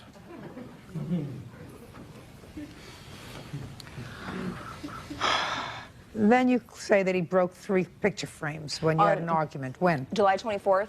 Go ahead. Came home from work. He had paid me $50 short of the July's rent, and he said that he was going to pay me $50 less because he decided to make the living room his room. I didn't agree to that, but he just gave me that rent. So later on, he said, you know, I do owe you the $50, and I will give that to you. When I came home from work July 24th, he said that he would give it to me like the next week, which was that Monday. I asked him about it, and he struck up an argument, didn't understand why he needed to give it to me if he was sleeping in the other room. I told him that, you know, you agreed to give it to me, and, you know, he ends up giving it to me eventually. And prior to that, he had asked if he could stay another month to continue to save up money, and we had agreed upon it. So when this debate came about the $50, I said, I think it would be best for you just to leave at the end of this month, the end of July, instead of staying an additional month, because I'm tired of, you know, bickering.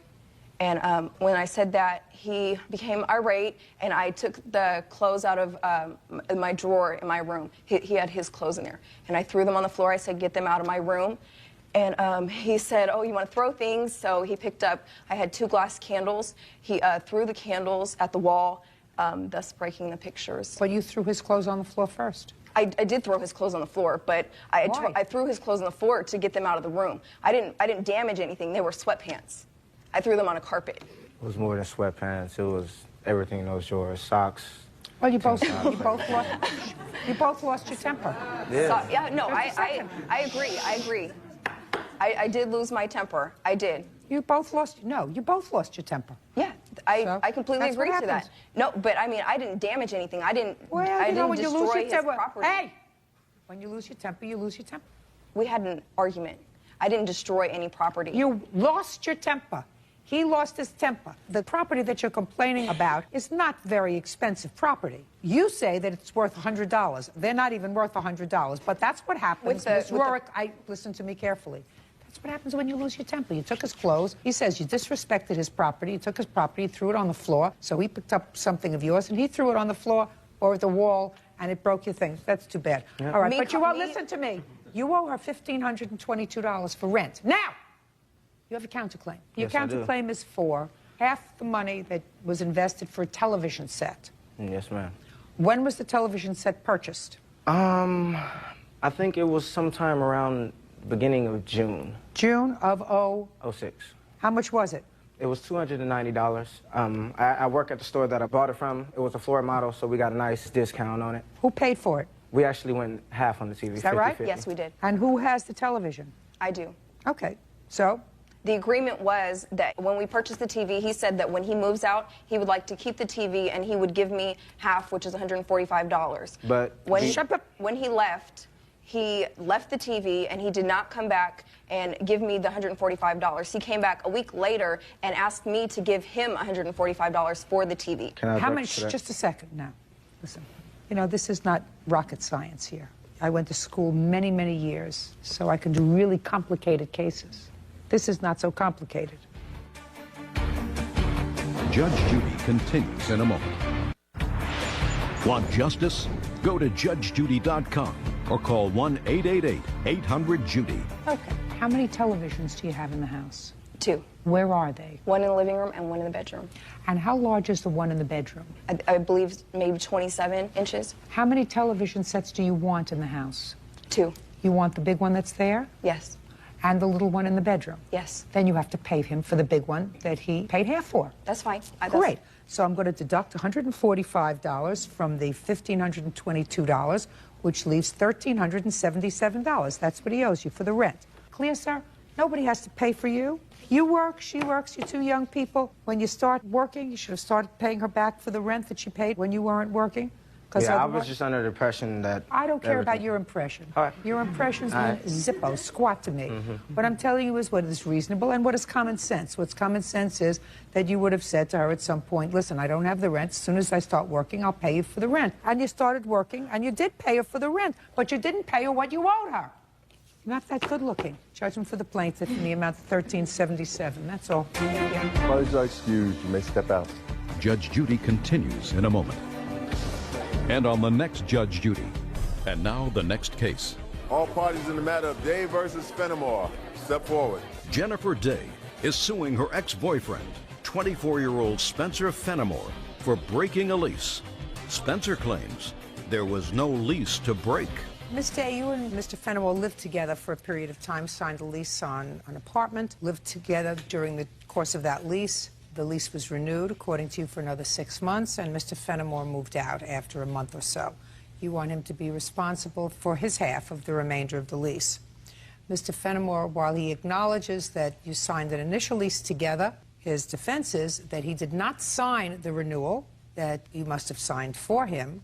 You knew that he was intending to leave, that things weren't going well between the two of you, and he is not responsible for the second part of the lease. So can I see the first lease that you signed?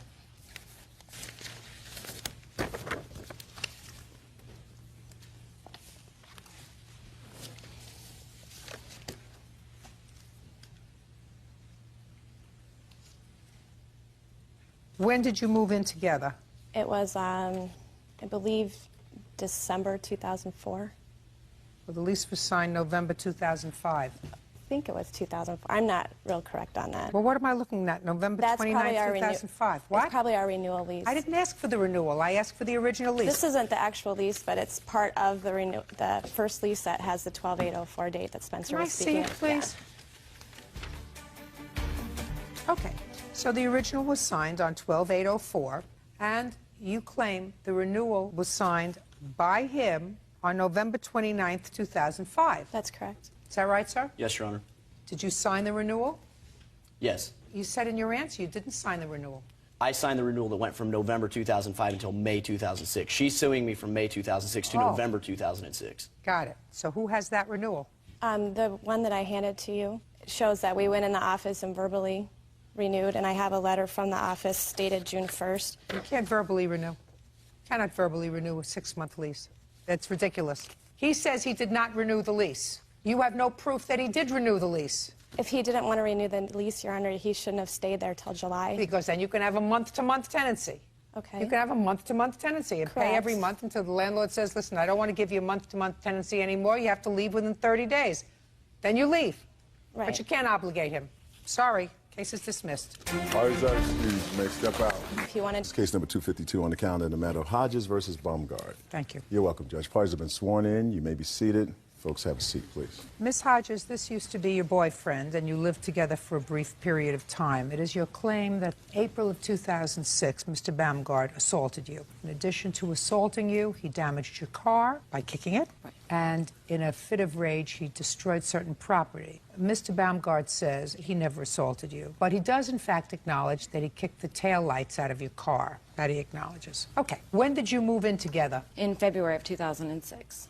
February 4th. Did you move into a new apartment that you got, or did you move into his place, or he moved into yours? I moved into his place that he owned with his mother. And you moved in with your 9-year-old daughter? Right. And this argument happened in April. April what? It was Saturday night, April 29th. Tell me what happened, Miss Hodges. Ernie's 2 kids were at their mother's house, and my daughter was at her father's house. He had worked all day. I had worked all day. So we didn't have the kids. We decided to go out dancing. It was already late when we left, probably 10 o'clock at night. And the first place we went was Banana Factory. I used to work there, and they didn't have any music to dance to. That's what Ernie wanted to dance. So we left, went to a second place, decided not to stay there. And the third place we went to was another Banana Factory. And everything was fine. We walked in, we ordered a drink. My witness, Randy Wood, was the bartender that night. As soon as we ordered the drink, we got up and we went and we danced. And Ernie actually, when we were dancing, we were slow dancing, was telling me, let's just go to Claire's, we'll get a cheapy ring, let's just get married. I mean, we were having a great time. And I had bought a horse the day before. So when we went back to sit down, we started talking about the horse I bought. And I just mentioned to him that it's not every day you see a bunch of black cowboys. Could you speak slowly? Okay. I'm having trouble. All right. And Ernie says, you mean to tell me that you hung out with a bunch of racial slurs? And that's not true. That's not true. Excuse me, Your Honor. That's not true. And that's when my drink came at me, and he smashed the ashtray, and he stormed out of the bar. And my witness, like I said, was the bartender that night. You were the bartender that night, sir? Yes, ma'am. Would you step up? Tell me your name. Randy Wood. You remember this incident? Yes, I do. Tell me what you observed. Well, they had come in and went around to the end of the bar. I went over and introduced myself, and they introduced themselves. They ordered a couple of drinks. I gave him a rum and coke, Cap Morgan, and I gave her a margarita. And then they got up and went out and danced on the dance floor. I was just waiting on other people. I went back down at the end when they came back from the dance floor, and I went over to clean some glasses in the sink. Next thing I know, the ashtray gets smashed and a drink gets thrown, and it hits well, me the and ashtray smashes got against the smashed cooler. by whom? Mr. Baumgart. Yes, ma'am. And the drink got thrown by whom, at whom? At her, missed her, hit me, and smashed against the cooler. So he threw the glass? He threw the glass. You must have been pretty angry, sir. Yeah, if she told the story correctly. I don't care whether you told the story correctly or not. You must have been pretty angry. Yeah, I was extremely upset. Anything else? And then he left. He left, and shortly after that, I tried to ask her what happened, and she went right up behind him a couple minutes later. Thank you, sir. Appreciate it. Go ahead. So I did. I followed him outside. He was sitting in his truck. His face was white, and his eyes were really dark. I hadn't seen him like that before, and the truck door was open. And I asked him, "Are you seriously going to leave me here?" And I just backed away from the door. He took off like a crazy person, took off down the street. A gentleman pulled up. He wasn't a friend of mine, but I had seen him from being in this place I used to work. He asked me if everything was okay. I said, I don't know what just happened. He's like, can I buy you a drink? Can I give you a ride? I said, you know what, a ride would be great. He took me home. My keys were in Ernie's truck, so when I got home, I crawled through the doggy door and came in, and my phone is just ringing and ringing and ringing, and it's him. And I just ignored it. I figured he left me at the bar, let him worry. I figured he couldn't find me. So I plugged the phone in the charger, went and laid down, and I woke up to him grabbing me by the hair, flinging me into the wall. No. Shh. Don't speak Your Honor. yet. Excuse me. Don't speak yet. Go ahead. Our bedroom had a sliding glass door, so I go through the sliding glass door, and our bathroom was there. So I go to get in the bathroom, and he's pushing on the door as I'm like behind the door pushing, and there's like a little alcove there. And he gets the door open, and when he gets behind me, he grabs me by the hair. He's beating my head against the wall. And then I came out from behind the door, and then he takes my head sideways and hits it on the wall there, and the toilet paper holder thing was there, and I was worried he was going to like hit my head on the toilet paper roll. And then he hit my head, like smashed my face in the floor. It was very fast. But after he hit my head that time, I had told him, I said, Ernie, stop, you're going to kill me. And I start kicking at the door, hoping it'll fall. And it actually did, and I got wedged. And I have a photo to show you here. Because it fell over me, he wasn't able to get to me. So he starts kicking me, like from underneath it. And that's my injury, my whole arm right here. You have photos of that? Yes. I'd like to see the photos, and I'd like to see your medical report, please. This is it's the bathroom door, just so you can see where I was kicking it and where it fell. No, just photographs of you and the medical report, please. Okay.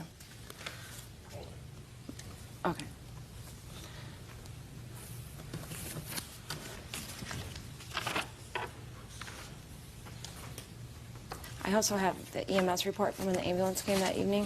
I'd like to see it, please. Okay.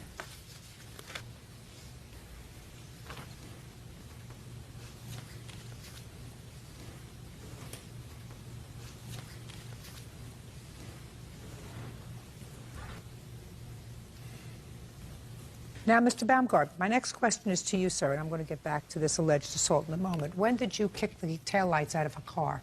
Just after she told me I was going to jail, and she ran next door to grab the... So the same evening? Yeah. All right, Mr. Baumgart, I would like you now to tell me your version of the events of that evening, starting at the bar. This was the fourth bar we had been to, her drinking margaritas, and I was drinking the Captain Morgan. That was all true. We did dance. All this was true. She decided to tell me how she purchased this horse, you know, that it was through some sort of a sexual favor. Give me a break. And that's where I got upset. I don't know how she's saying that I got upset, but that's where it came from. I stormed out of the bar. I did. I drove down the road a couple of miles. You know, I left her there. I was very upset. I turned around. I called her a few times to find out where she was at because I couldn't find her when I did turn around. Apparently she got in a ride with somebody within 10 minutes or whatever. I did it. I drove home. I unlocked the doors because they were still locked. Opened up the door, went in there, and she was extremely upset that I had left her at the bar, which I didn't blame her. But after what she had told me that night, I was still upset. So she took her cell phone and hit me in the arm with it. I apologize. Shh. I took the cell phone. I'm sorry. Thank you. I took the cell phone from her and threw it and smashed it. Then we proceeded to, I walked her out of the house to her car to tell her to leave. And we were arguing in the yard, and that's when my witness, Jeffrey, our neighbor, saw what had happened outside. Outside? Outside. And this is when I set her in her car. We were arguing in the car. She turned around and kicked me in the groin. How do you set her in her car, sir? How do you do that? Physically, how do you do that? Explain the process. By her arm. So you touched her? Yes, ma'am. You touched her and put her in the car? Yes, Your Honor. Right. I wanted her to leave. She turned and kicked me in the groin. I grabbed my reflex. I grabbed her foot and pulled her from the car. Jeffrey was screaming at me, told me to leave her alone, go back in the house, and I did. Judge Judy continues in a moment. You want me to believe that she punched herself so that when she went to the doctor the next day, she had numerous hematoma all over her body. That's what you want me to believe? That Sit is down, correct, Jeffrey. sir. We've had enough of each other. And later today. Do you have the police report indicating the theft? The answer is either yes. Don't close your mouth. No. When was it stolen? Real cases, real people. Judge Judy. Vicki Hodges claims ex-boyfriend Ernest Baumgart assaulted her during a fit of jealous rage. Vicki also claims Ernest shattered the taillights on her car. Jeffrey, you Yes, didn't ma'am. see anything that happened inside the house, did you? No, I did not. I heard a lot of commotion. But you didn't see anything that happened inside the house? I physically could not see inside the house. That is correct. When you saw what was going on outside, were you able to clearly see the faces of the people? Absolutely. Vicki had came to my door, wanted me to call the cops, When she came to your door, what did she say? that Ernie was trying to kill her, quote unquote. And she asked you to call the police. Yes. Did you? At that point, I didn't have the phone with me. No, I did not at that point. At any point, did you call the police? Later on that evening, correct. How much later? After they had already called, After who had already called? the cops were called, Your Honor. Oh, sir, that's outrageous. No, it's not. Oh, yes, it is, sir. No violence was happening at that point, Oh, ma'am. just a second. You have a woman coming to you in the middle of the night and saying, please call the police. Listen to me. There were no marks on her, Listen, Your Honor. listen to me, sir. Listen to me, sir. Outrageous. You have a woman coming to you and saying, please call the police. He's trying to kill me. And I have a hospital record from a doctor that evening, which indicates that she has multiple Your Honor. contusions and abrasions Your Honor. all over. I'm speaking. Don't interrupt me when I'm speaking. All over her body. And you question, you decide to err. And you decide to err not in protecting somebody who's come to you in the middle of the night after what you say was a commotion next door, but you don't call the police until somebody else has called the police. Jeffrey, not smart of you, sir. Your Honor, during this time, 4 different times, I told them both to separate. 4 different times. Where did you receive your police training, Jeffrey? I am not an officer of the law. You are ma'am. absolutely right. You're not supposed to tell them to separate. But May I finish, Your Honor? There is some injustice being done here. May I finish? Jeffrey, I was finish. concerned with Vicky and her. They were both physically drunk, Your Honor. Now, in the state of Florida... Now, let me explain something to you, sir. I am reading from a medical record. Do you realize that I'm speaking, and you are not a police officer, and you're not a trained physician. The physician who examined her... Which was in the afternoon, not that evening. She refused the ambulance aid card. The EMS... She refused it that evening. Listen to me, sir, very carefully. The EMS worker who responded that evening, not the hospital the next morning, the EMS worker says, patient is not intoxicated. That's what the EMS worker said. It's right here. Right here. That is incorrect. All right. Well, it's incorrect. And I doctor, smell alcohol, honey. Just a second. My name is not Honey. I'm sorry you're drunk. And you may have smelled alcohol, but you can smell alcohol when somebody has had one drink, and you can smell alcohol when they've had 21 drinks. Absolutely. And what I'm telling you is, if a woman comes to your house and says, please call the police because he's going to kill me, if you're going to err, you err on the side of caution and you call the police. Because, let's say she was right. And you've already made a judgment. You didn't see any outward manifestations of assault. You felt that she was intoxicated, so you were going to handle this yourself. You made a mistake, sir. She was physically injured. And according to the doctor, the next day, I know you're shaking your head. I mean, I don't understand. You want me to believe, sir, that she went and flailed herself on a floor and hit herself, punched herself, or got somebody else to do it so that when she went to the doctor the next day, she had numerous hematoma all over her body. That is That's correct. what you want me to believe? That Sit is down, correct, Jeffrey. sir. Sit down, Jeffrey. We've had enough of each other. I'm sorry. You have any other notes from the district attorney or any other reports? From the district attorney, no. From whom? I have Jeffrey's police statement, which he just contradicted himself. I'd like to on. see it, please. I never came to his door. I was in the backyard being choked by Ernie.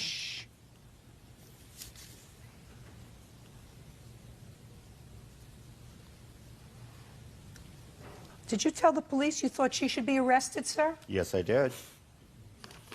Did you tell the police that she came to your door? Yes, I did.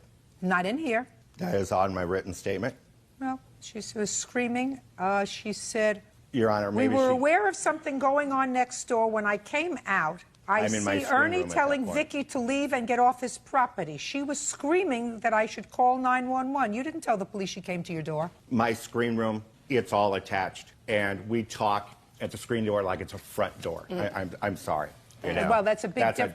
That's Listen to me, Jeffrey. There's a big difference between telling the police that you heard screaming outside and telling the police that this woman came to your door, knocked at your door, and said, please call the police. He's trying to kill me, which is what you told me a moment ago. Big difference. I do believe both are guilty of hitting each other. I know I also believe she should be taken into custody. The officer told me to absolutely put down my feelings the way I did it. Oh, the officer told you to put down your feelings? In what jurisdiction do you live where an officer tells you to put down your feelings, Jeffrey? I never heard of that. I've been in law enforcement for 35 years. Well, I'm sorry, Your Honor, but it was Bradenton, Florida. Okay. They both felt that they all should have been arrested. California, maybe I would believe that an officer said, look, put down your feelings. Not in Florida. I live in Florida. Make me lock Florida, they don't care about your feelings. They care about bruising. They care about hematomas. There were no bruises, Your Honor. I'm sorry. Oh, yes, you're wrong, sir. I'm sorry, Honor. I'm sorry, too, Jeffrey. You're wrong. You made a mistake. And I believe that you exercised poor judgment that day, Jeffrey. You are responsible for this assault, Mr. Baumgart, and you are responsible for kicking the taillights on her car. She wants her deductible paid, $500. If you were mad enough to kick her car, which, by the way, I might add, Jeffrey doesn't indicate in here, then you are mad enough to kick her. Judgment for the plaintiff in the amount of $5,000.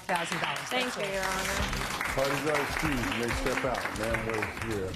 Well, in his police report, he says that I slept with the guy I bought the horse from. She just said that who else can get a horse for $300? He told his attorney something different. Nobody, without doing some kind of a favor. He never, ever called me a name or was mean to me before that day. Say that I assaulted her is just crazy. So it came as a complete surprise. And I guess she needed to pay some bills off, so here we are. Just don't put up with it. One time and I was out of there. 27-year-old concession stand manager Natasha Thomas is suing her estranged husband, 27-year-old construction worker Marcus Thomas, for vandalizing her car in a fit of rage. Order. All rise.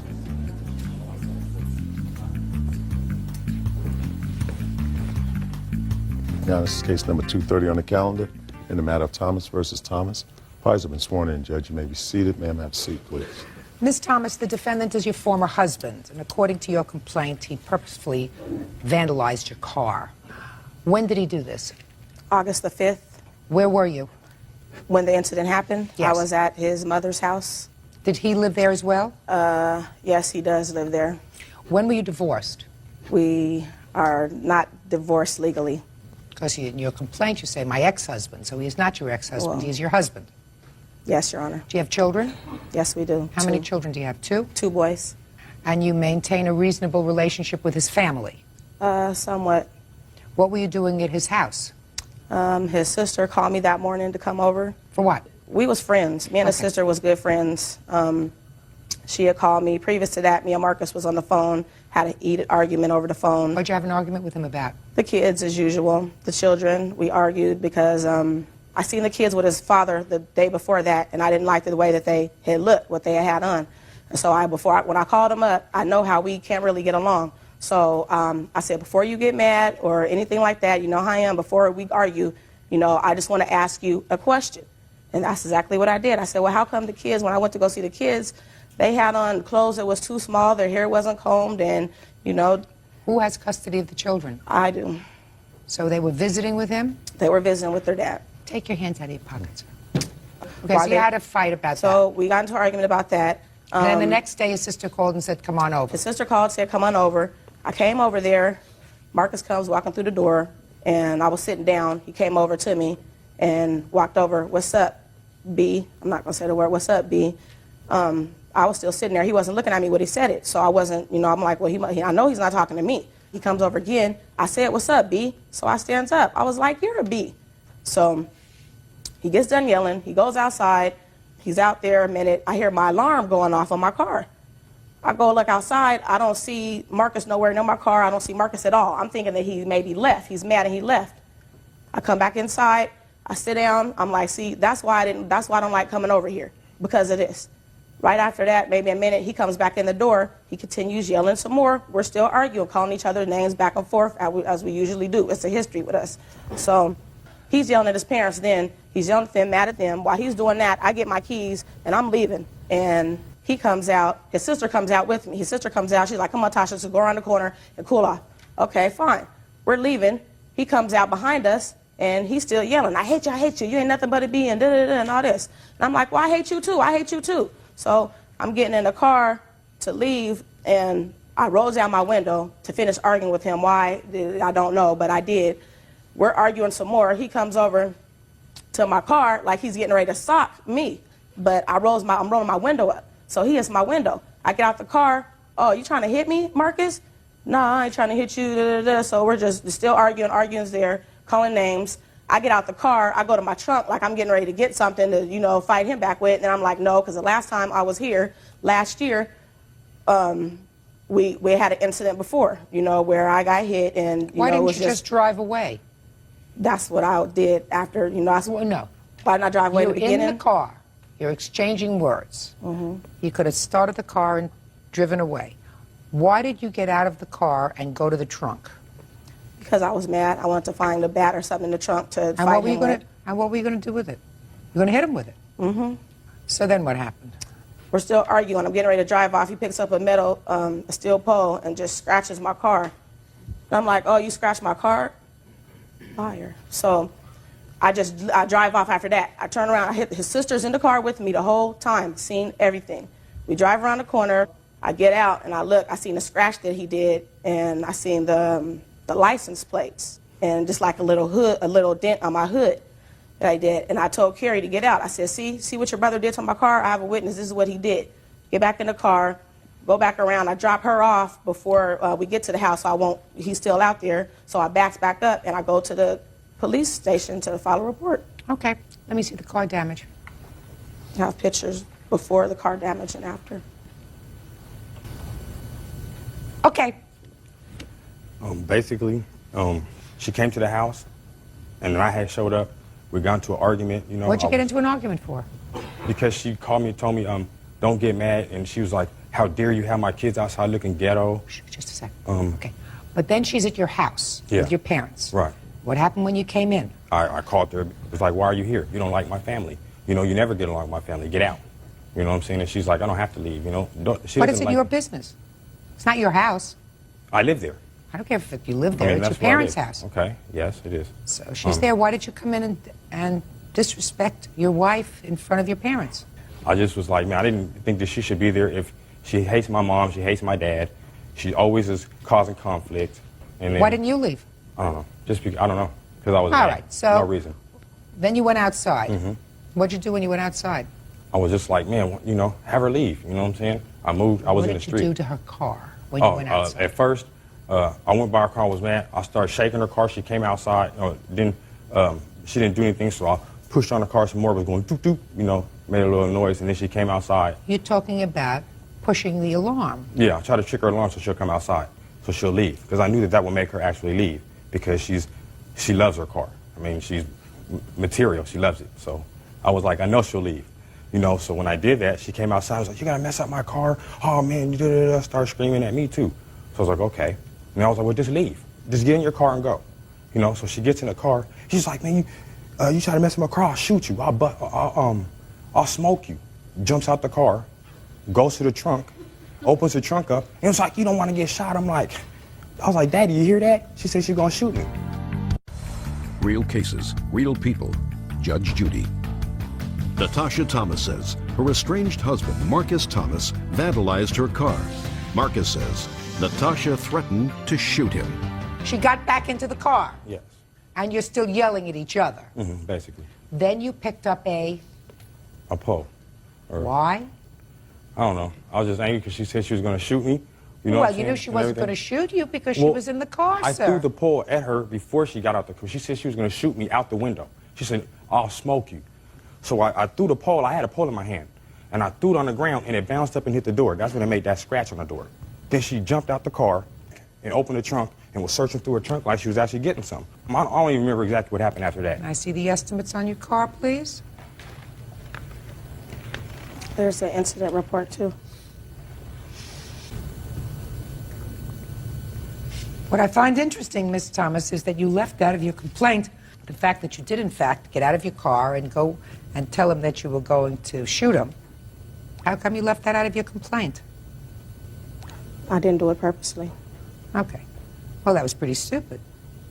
Yeah, it right? was stupid. Mm-hmm. Right, because you could have gotten your car and just left. I mean, that doesn't excuse him stupid. damaging your car. You damaged your car. What year car is this? 2000. What kind of work do you do?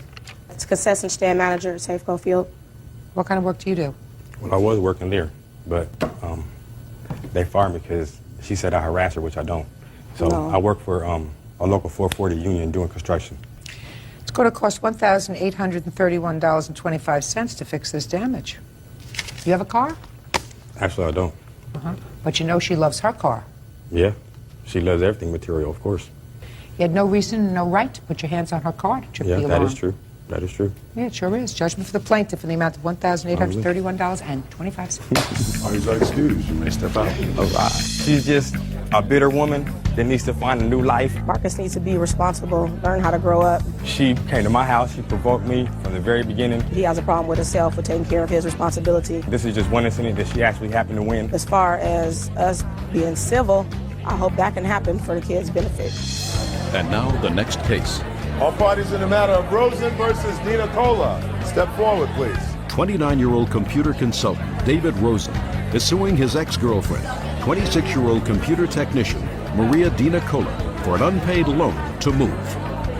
Mr. Rosen, your complaint alleges that you and the defendant were dating for a while, and you made a loan to her in the amount of $3,000, and that was in order to help her move. Correct. Tell me when you made this loan to her. October 4th. And how long had you been dating before you made this loan to her? Approximately 6 months. And tell me the circumstances surrounding the loan.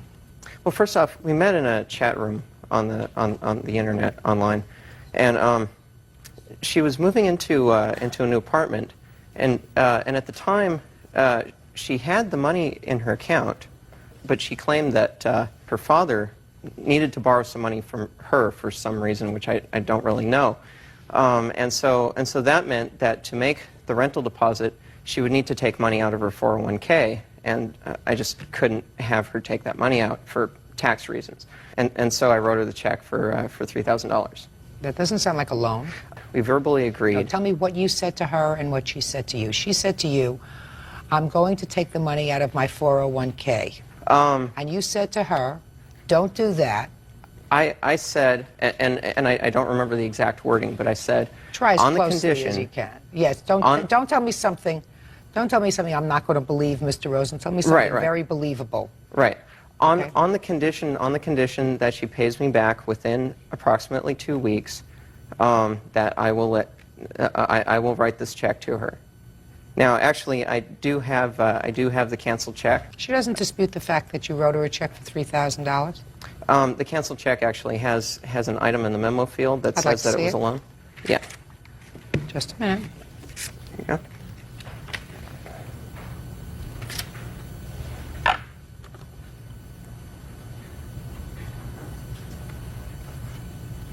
Show her this check, please.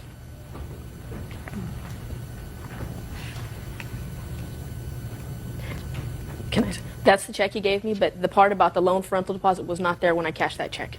That's possible. That's not true. It was there when the check was cashed. Mm-hmm. The pen is the same. Certainly the handwriting is the same. Now, you tell me about the circumstances surrounding this $3,000. Mr. Rosen and I were in fact dating, and at the point that I was moving to a house, not an apartment. Not only did he give me this money, he co-signed so that I could move in. He paid for my moving expenses, he got me the truck and helped me move. The reason I moved, I was comfortable where I was. He thought that it was a better idea for me to move because he didn't like my neighbors. He expressed sentiments that were racially biased. He didn't like where I lived. He thought it would be better for me to move. Helped me to move, and like I said, co-signed for me to move in, took care of everything for me. Never was I mentioned this as a loan. After I moved in, he started to get more and more possessive and more trying to tell me what to do, dictating so far as what I should buy at the grocery store. And my witness here saw that he would. But the point I'm trying to make, Judge, that's not true. Mr. Rosen, don't speak to her. The point I'm trying to make is that he gave me this money so that I would do what he wanted, and Just it was a not second. I want you to tell me your version surrounding the money. The money. Okay. There were some things going on in my life, and I did need the money. For what? Moving expenses and things like that. To move, to make sure that I was okay when I did move, get things that I needed when I moved, things like that. Okay, and you didn't have the money. No. Why? I have a child and I work, but I just didn't have enough. I didn't have that amount of money to move. It wasn't within my budget. Did you in fact tell him that you were going to take money out of your 401k? Yes, I did. We were dating. We spoke about what I was going to do. Was I going to take money out of my 401k? What should I do? At that point, he then said, I don't mind helping you out. Because at the time, I guess that was how he felt. There were other instances of him doing things like that, giving me money, buying me things. I don't want to hear about other instances. That's not what we're hearing In this instance, he did in fact give me the money. It was not a loan. I would not have taken the loan because I knew that I didn't have the means to pay it back. No, it absolutely was a loan. Mr. Rosen, don't speak. Now, on what date did you sign the lease? To be honest, think very hard. I'm going to say the 14th of October. 14th or 15th of October was my move-in date. That was your move-in date? Yes. I asked you when you signed the lease. The day that I moved in, I signed lease. When had you found the house? Right around the 1st of October. And who went with you to find the house? Mr. Rosen did. He actually did the looking on the internet for me, helped me find all the ones we went to look at, and he physically took me and we went. Now, how much after Mr. Rosen gave you this $3,000 did you break up with each other? I'm going to say December of that same year. Where had you been living prior to moving into this house? A condo, about an hour away from where I moved. And how long had you been living there? Approximately 6 months. It was nearing the end of my lease, so 6 months, ma'am. When was your lease over there? October of that year. So you were planning on moving? No, ma'am. It was just time to either renew or decide what I was going to do. Actually, she was being kicked out for noise complaints of the place that she was living in at the time, and she needed to move. Also, as far as proof that this was a loan, I do have an email where she actually states that once she files her taxes, that she will that she plans to repay. Thank you. It's the part outlined in blue, the last line or so. I dispute that I sent him an email because after we both... Show this to the defendant, please.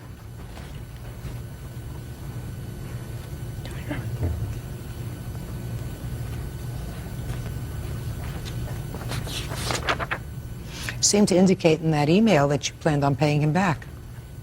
Can I respond? I did send him part of that email because he was stalking me, but the part about paying him back was not in the original email. I did not put that part in the email. I did not modify that email at all. Shh. Look at me. Don't look at her. Sorry. I did, that's a true statement. I did write most of that. I did not write about filing my taxes, only because I didn't get any taxes back and I knew I wasn't going to. I wrote that because he was constantly stalking me. And what do you think he was stalking? I was not stalking you. you. Shh. Hey. Sorry. What do you think he was stalking you for? At the time we broke up, he didn't want to break up. He said he used to leave me phone messages. Never once was there anything about owing me money. Mr. Rosen, if you speak to her again, is the only part of this email, madam, that you claim that he distorted or added to the part about your taxes? Yeah, because All right. Then let me read to you what you said to him first.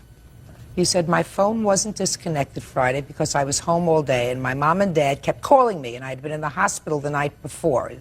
Okay? You wrote that. Like I said, I will email you next week to let you know when you can get your money. Can I tell you how that was altered? At the time. That has not been altered. Mr. Rosen! I'm sorry, Your Honor. You keep saying it, but you keep forgetting.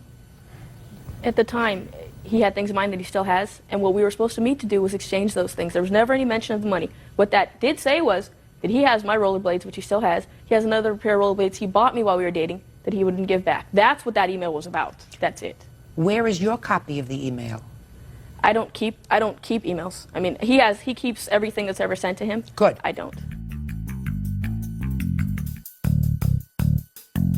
Let us say that somebody, out of the goodness of their heart, because they feel as if you are strapped and you have a child, says, here, don't take the money out of your 401k. You'll have tremendous tax consequences. It'll be double that amount. Here's $3,000. And within a brief span of 8 weeks, you break up with each other. You say he broke up with you, you say you broke up with him. Then the right thing to do is to pay him back for $3,000. Doesn't that seem right to you? Yes, ma'am. So pay him. Judgment for the plaintiff in the amount of $3,000. That's all. Yeah, this is case number 270 on the calendar in the matter of Levin versus Richter. Thanks, Bert. Parties have been sworn in, Judge. You may be seated. Mr. Levin, according to your complaint, you rented a room from the defendant.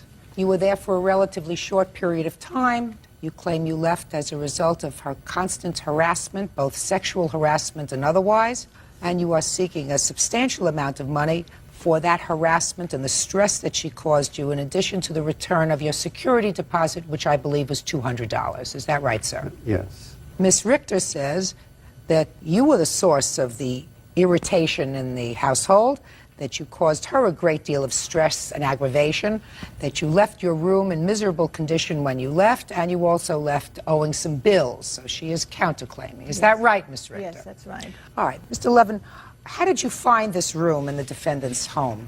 It was advertised in a local newspaper. Did you have a job that time close by to where the defendant was living?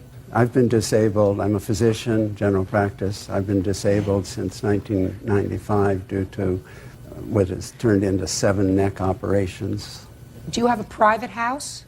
I have a mobile home. So the room that you were renting was in a mobile home? It's a mobile home park, and I have a small room in that home, yes. How much was the monthly rent? $400. When did you move in?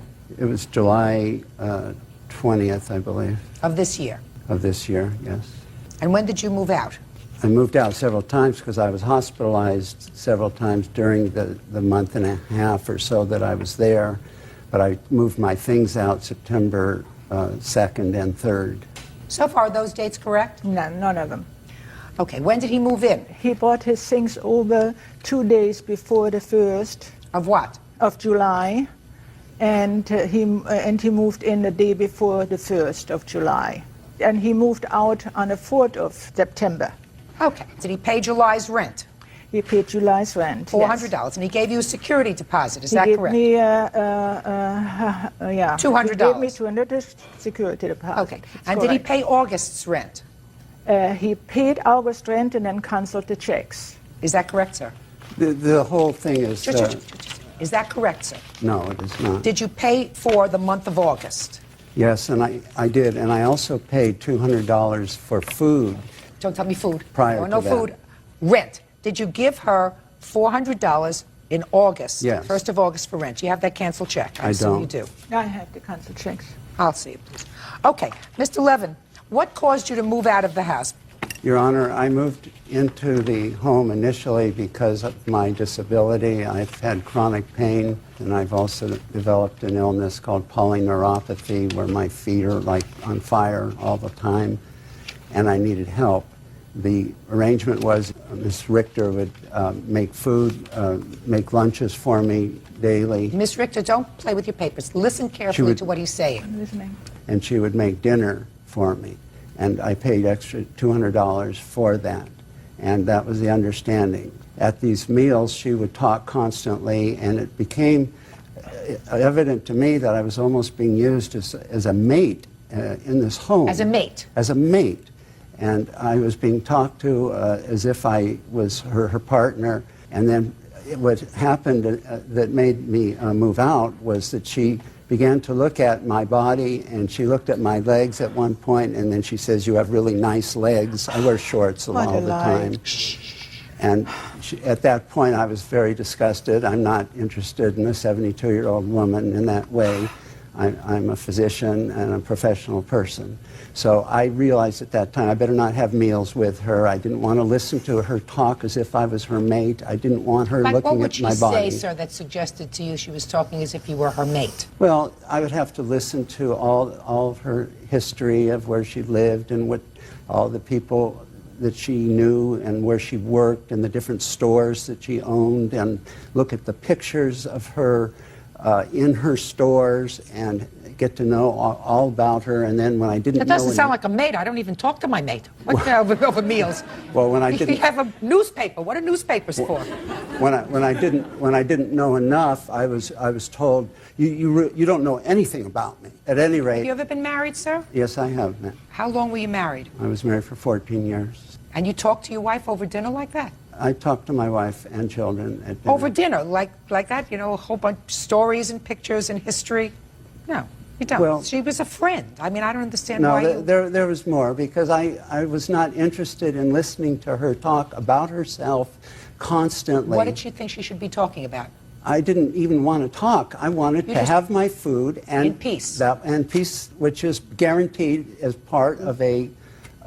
when you rent a room, you're guaranteed peace of mind. That's part of the rental agreement. Dr. Levin, when you rent a room from someone in a mobile home, you're not in Graceland.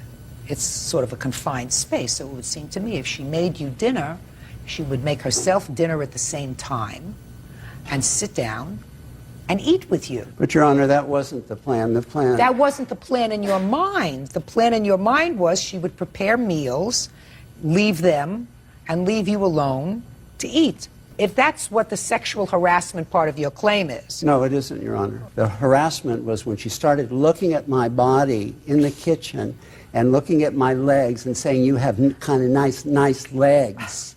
And that was to me, very demeaning. You have nice legs? That's not for me to comment on. I'm sorry. Well, if somebody told me I had nice legs, I wouldn't consider that sexual harassment, sir. Real cases, real people. Judge Judy. Richard Levin says ex-roommate 72-year-old Margot Richter won't return his security deposit.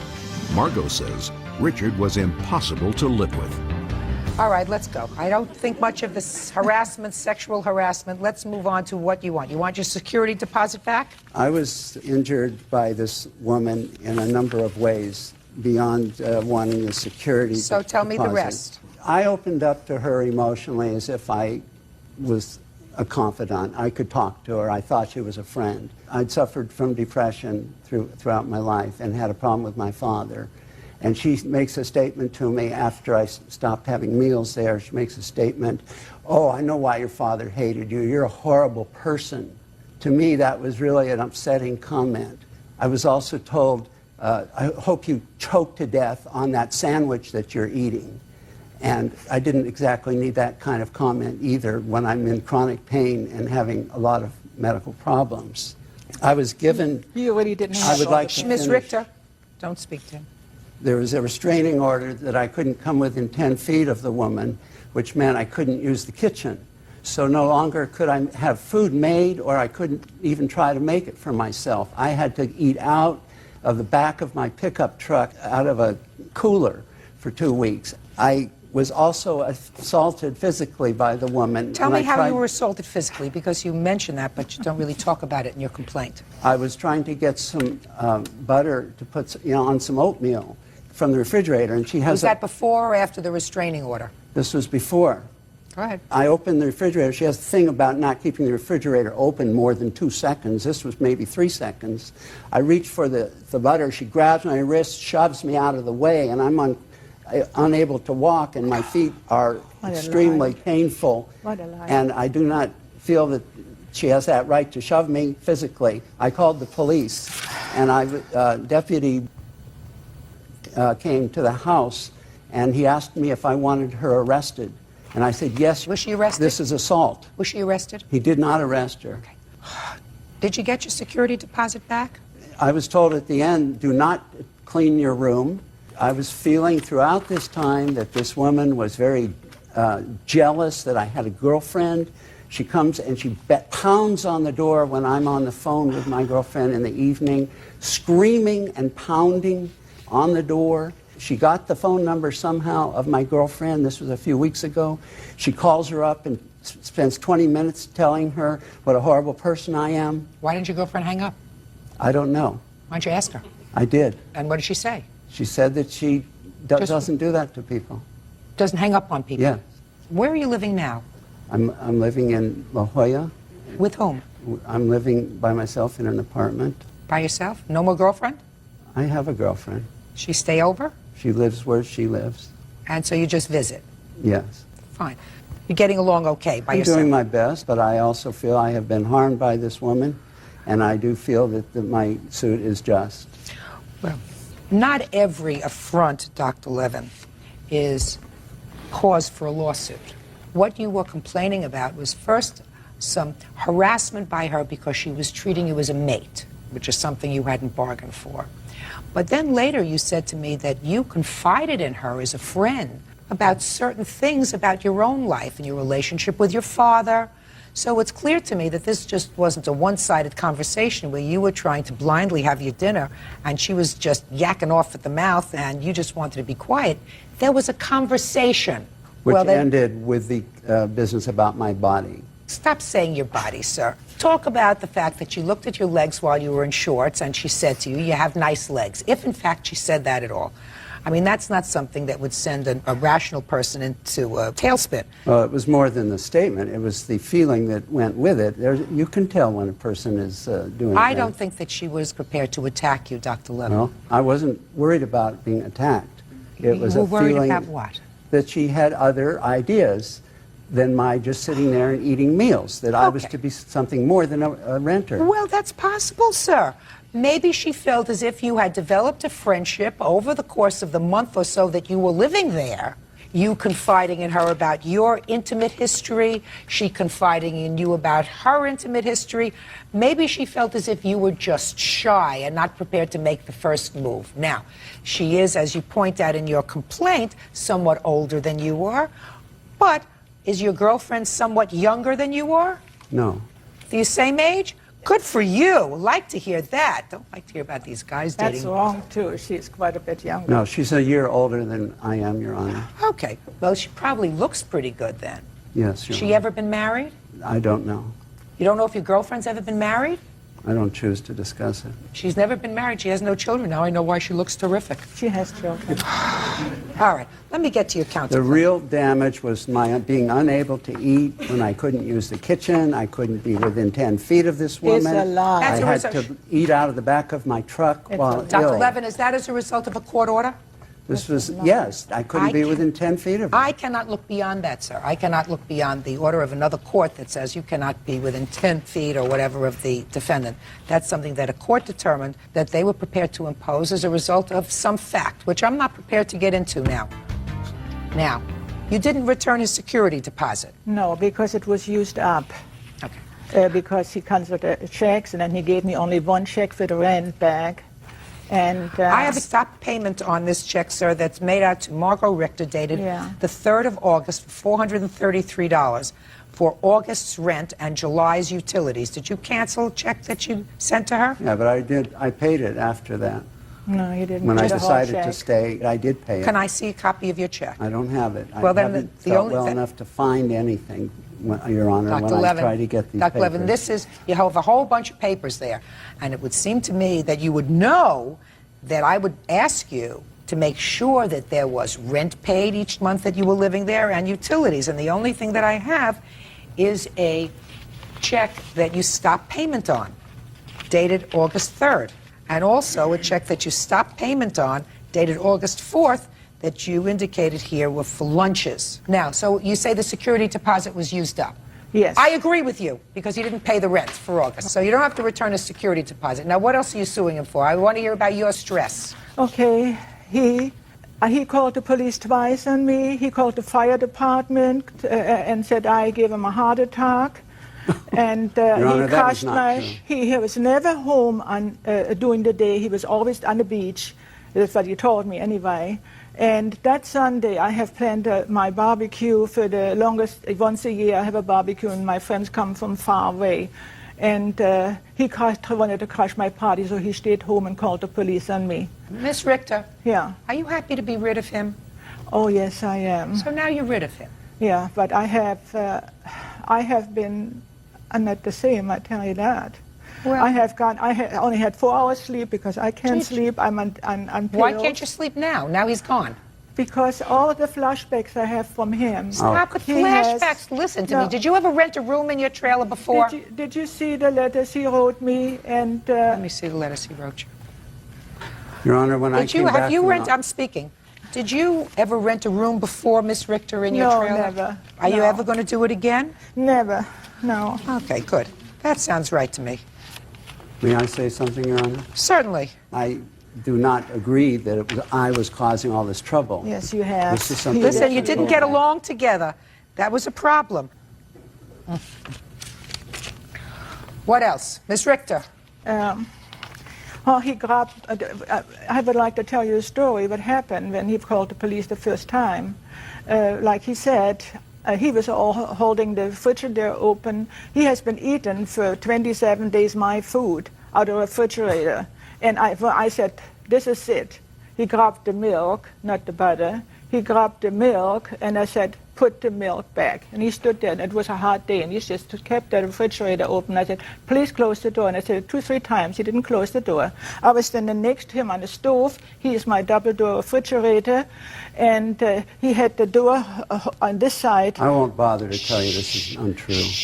And he came. I put my hand over him and closed the door. That's when he called the police and said I touched him. But He's, just a minute, Miss Richter, listen to me.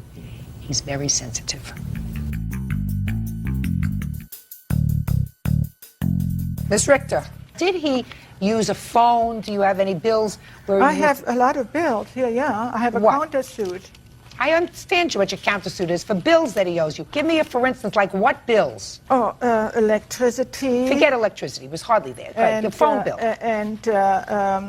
I cleaned his carpet because I couldn't afford to call a carpet cleaner, you know. I was told not to clean the room.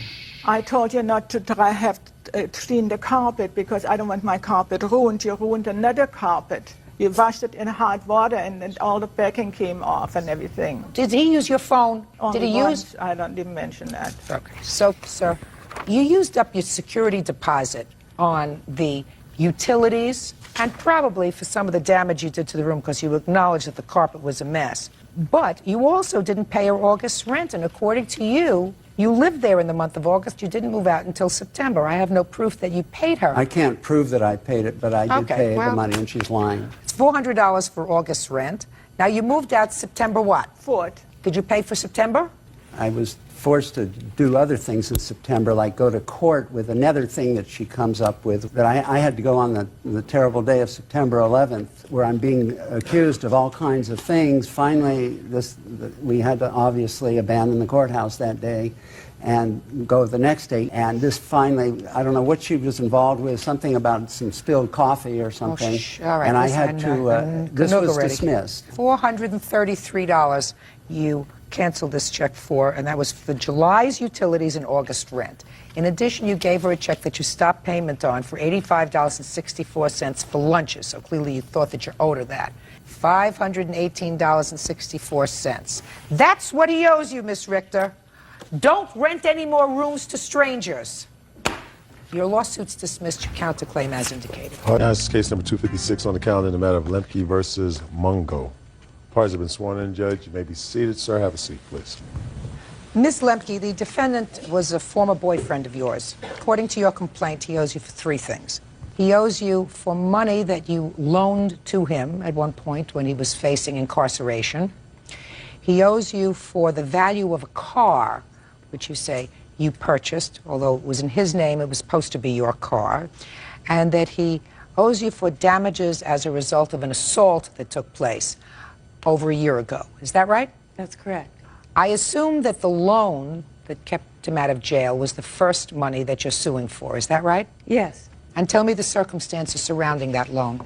John was, faced going to jail for child support arrearages, and the day that he was to appear in court, we took the bus up together, and then I overheard his, discussion with the DA and that he needed $750 to take him, him out of jail, and we agreed that I would, loan him the money and that he would repay me when he was able to. Well, how did that come about? What did you say to him, and what did he say to you?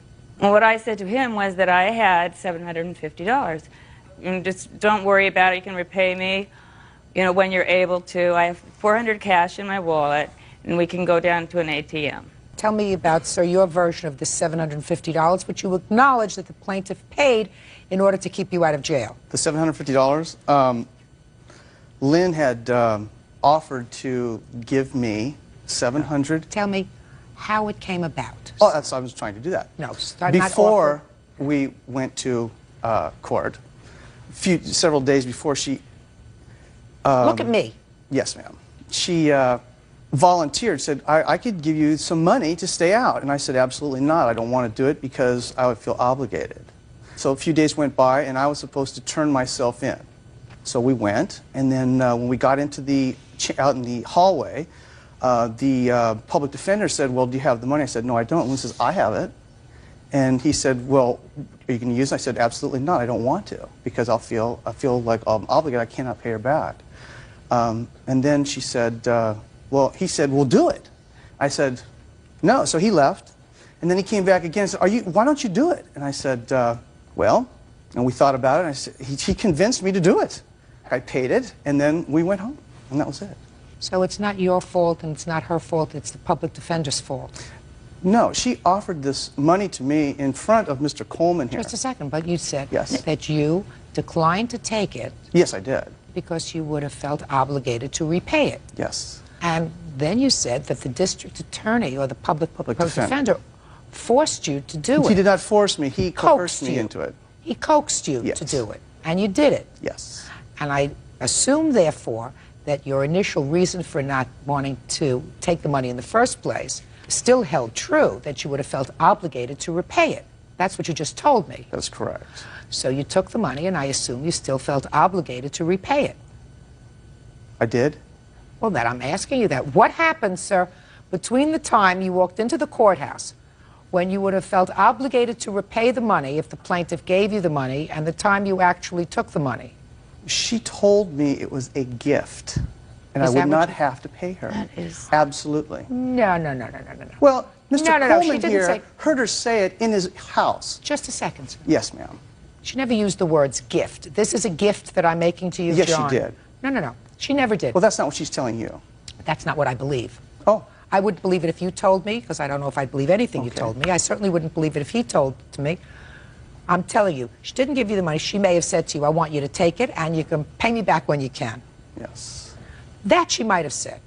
All right, let's move on to number 2. Let's move on to car. How much did you purchase this car for? $625. $625. So it wasn't a Jaguar. No. And it wasn't a brand new car. Absolutely not. And you had no driver's license. That's correct. So you purchased the car and you put the car in his name. Not at the time of purchase, but yes, eventually. When did you purchase the car? June 29th. What were you going to do with a car that you couldn't drive? Well, I had wanted a car for a long time as... just to look at it? Friends had known, of course not. Well, what were you going to do with it? Have other people drive it for me so that I could get around until I have a driver's license. So you must have discussed with him driving you around. No, not necessarily Mr. Mungo, my roommate John Coleman. Oh. And no decision had been made whether it even be either one of these persons, people.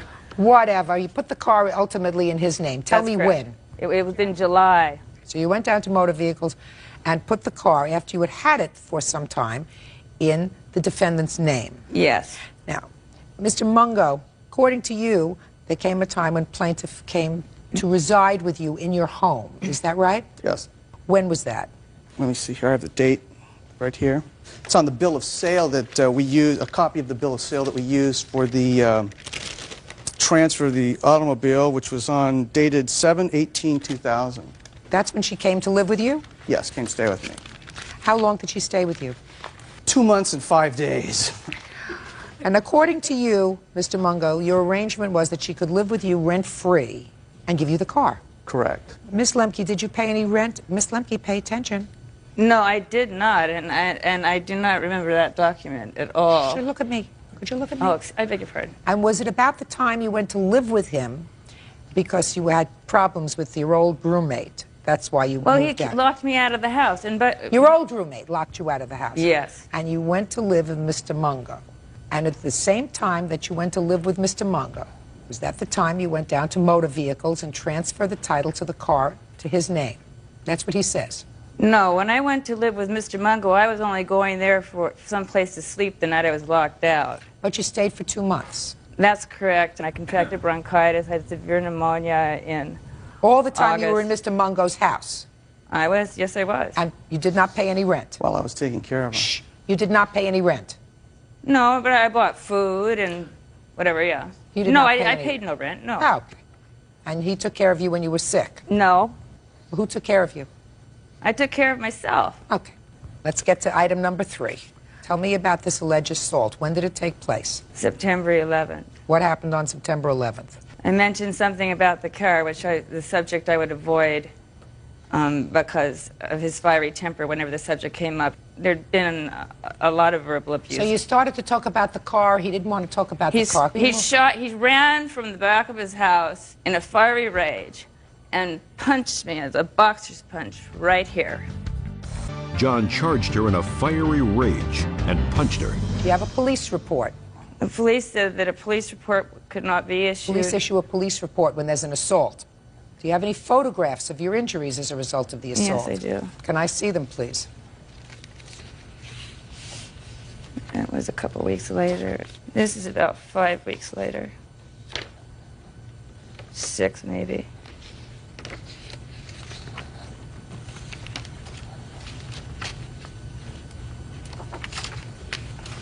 Okay, let me hear your version of what happened on this date on September 11th. Well, Miss Lemke is an alcoholic, and she was drinking 24/7 every day for 2 months. Her idea of being sick with For the 2 months that she was living with you? Yes. Her idea of being sick with bronchitis is drinking a 1.7 liter of Jack Daniels and barfing all over the place. I had my son at my house. He was, I believe, 3 years old, and she was told when he's around and you're drinking, please do not talk to him and leave him alone. We were in the bathroom, and she came in and she grabbed me by the arms. She was shaking me and screaming at me, and I could see the fillings in her teeth. And I broke loose from her, and I went outside. And before I went outside, my little boy was hitting her on the leg like this, saying, stop. He could see that there was just anger, and it was getting him upset. So we went outside, and my little boy kept trying to protect me, and then she went to grab him, and as she grabbed him, he kind of turned upside down, and she spiraled down into the brick fence, and he kind of kicked her in the face. And oh my God, that's an outright lie. Basically, I just was horrified. I said, "Oh, you've got to go." I didn't want her to be there anymore. And she kept wondering. I don't know why she was there in the first place, sir. She was there because she was so combative with John. He couldn't have her living at his house anymore. He locked her out. So she had other places to go. She could rent a room someplace. Go to why? She could. So why was she living with you, sir? You're telling me she's an alcoholic. You had I your wanted my 3-year-old car son. back. I think she was crazy mad in love with me, to tell you the truth. Well, we were having a torrid love affair. You were having a torrid love affair at times with somebody who you say was a complete alcoholic? When you have a torrid love affair with someone who is blind on Jack Daniels for 2 straight months. How? Yeah. It's not hard. Not for you, maybe. Not for you, maybe. Okay. What happened as a result of this assault? Were you ever contacted by the police? Police, well, when after this happened, I picked, my son was supposed to go home to his mother. I spent the night over there. I didn't want to come back home. And apparently the police came out, and the policeman said, "I think, ma'am, you must have fallen off the porch and hurt yourself." Don't tell me what the police said to her. Well, he was there to hear it. This is unbelievable. Okay. Hearsay? Hearsay. Oh, This okay. is. Okay. Oh yes. Go ahead. You're despicable. Thank you. Excuse me. Thank you very much. Excuse me. Excuse me. Quite frankly, Miss Lemke, if someone had assaulted me, causing this kind of injury, yes, then there would have been a police report. There would have been a police prosecution for domestic violence. Mm-hmm. 2 weeks later, I went to court. I went to jail for domestic violence, Your Honor. And I cannot understand, madam, why you would not follow up on this case that happened over a year ago. Why? I've been sick for months. Mm-hmm. Okay. You're going to get your $750 bail money back. You are not going to get your car back because I do believe Mr. Mungo, and believe me, it was a real stretch because it's hard to believe him about a lot of things. I do believe that he agreed to have you live there rent-free in exchange for this $625 car that you would put in his name anyway. As far as your request for damages with regard to the assault, I am not quite sure how this happened. And it is quite possible that you were, in fact, intoxicated at the time, and you're not sure how it happened either. So this is the judgment of the court. You keep the car, and you give her $750 for the bail money. You got me? Good. That's all. Parties are excused. You may step out. Lady Smirnoff? Well, he bought alcohol for me. I think she's still in love with me, and she just wants to have some type of contact. In fact, he had stated he liked me better drunk than sober because he wanted anything from me. And now the next case. All parties on Astuto versus Curley, step forward, please. 23-year-old secretary Joan Astuto is suing her ex-fiancé, 25-year-old tile setter Sean Curley, for half the cost of a wedding that never happened. Mrs. Astuto, according to your complaint, you had a long relationship with the defendant, spanning a little over 5 years. Yes. You have a child together. Yes. And at some point you decided to get married. He proposed and gave you a ring. Yes.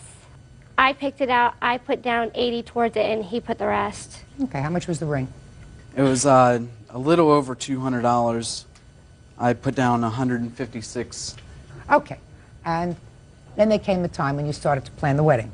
And you put some money down on various things for the wedding, a hall, a DJ, all totaling about $700. And then in September you decided this was not going to work out. You called off the wedding and moved out, right? Yes, ma'am. What did you put the money down on? The reception hall at the Spartan Manor, How much was that? $600, Yeah. and 95 towards the DJ. Who was going to pay for the wedding? We were both, but I put down the money for the DJ. And Tell me the discussion that you had. Well, I discussed on where to have it, and we agreed at the Spartan Manor, and then we went together to the reception site and put down the deposit. Okay, and how come you put down the deposit? Because I was the one who had the money. I didn't have the lump sum of $600 to put down at the time. At the time? Yes, ma'am. And what about the DJ? I told him how I was booking that DJ, and he agreed. I don't remember anything like that. How did you think this wedding was going to get paid for? Very slowly. What do you mean very slowly? What does that mean? Basically, Don't look down. Look up at me. Okay, sorry, ma'am. week for week until it was paid off.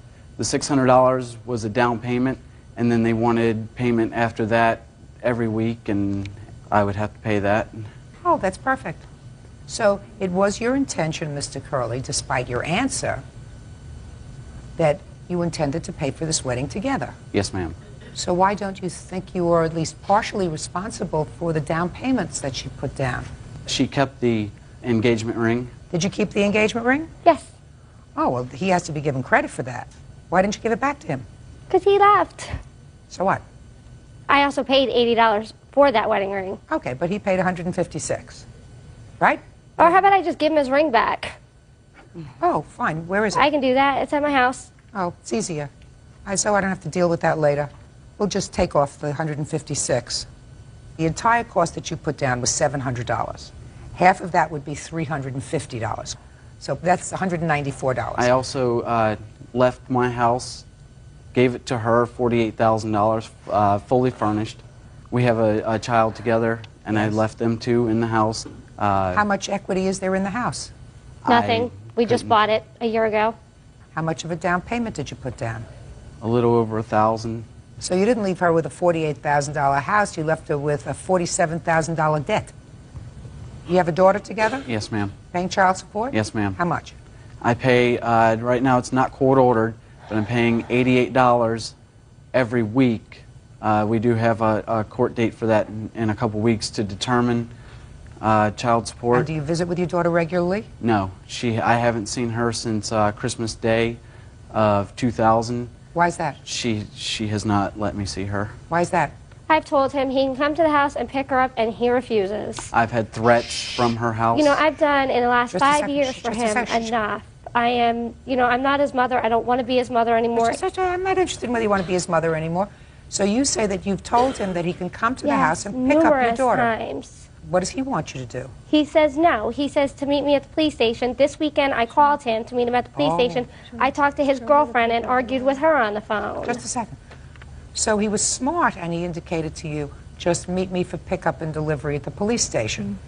If he's afraid of some altercation that might take place when he comes to pick up the child in your home, then usually when I was full-time sitting family court judge, I would make pickup and return in some neutral place where there were people around so that would avoid confrontation between two people who don't get along. So picking up and returning the child at the police station is a very good idea. Judge Judy continues in a moment. He has to see his daughter. You have absolutely no right to keep the child from him. None. And I would assume that when you go to court, you make sure that you tell the judge when you go to court, Mr. Curley, that what you had suggested because of the problems was a pickup and return in a neutral spot, and she had rejected that. Yes, ma'am. There's no question that the court will order visitation because whether it worked out between the two of you or not, your child has a right to spend time with you. Yes, ma'am. So judgment is for the plaintiff in the amount of $194. That's all. This is case number 261 on the calendar in the matter of Decker versus Moore. Parties have been sworn in, Judge. You may be seated. Folks, have seats, please. Mrs. Decker, the defendant's dog bit your son on the face. Yes. The defendant does not deny that her dog bit your son, but her defense is that you failed to supervise your son, and that's really why he was bitten. Is that right? Yes. Okay. When did this happen? On September 9th. Where were you? We were at Riverside Park in Grand Rapids at a Indian powwow. How large is this powwow? How many people attend the powwow? A couple hundred. Was it crowded? Fairly. What time did it happen? Approximately between 3 and 3:30 in the afternoon. Where was your son? We had gotten back with food and he was about 5 feet behind me. We were sitting in the booth. What booth? My friend's stepfather owns a jewelry booth and then her mother has a candy booth and we were with them. Who was watching your son? He was amongst all the other kids. How many other kids? 4. You didn't see this attack? No. How old is he? 5. Is he smart 5? Yeah. Okay. What's your name? Connor. Connor. Connor, would you come and sit up here for me? Because I can't see you over that high table. Can you get up there? Here we go. Hi, Connor. Do you know who I am? You know Judge Judy. Right. Do you know what my job is? Do you know that you're in a court? Do you know what happens in a court? Did your mom tell you? No. Well, let me tell you. In a court, two people have a disagreement, and I'm supposed to make a decision as to who's right and who's wrong. You understand that?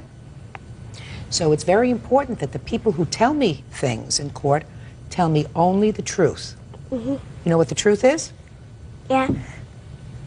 People tell the truth. Hopefully, they always tell the truth. Do you always tell the truth? Do you remember when you were at the powwow in Riverside Park? Remember that day? Do you remember the day you got bitten by the dog? Yeah, it did.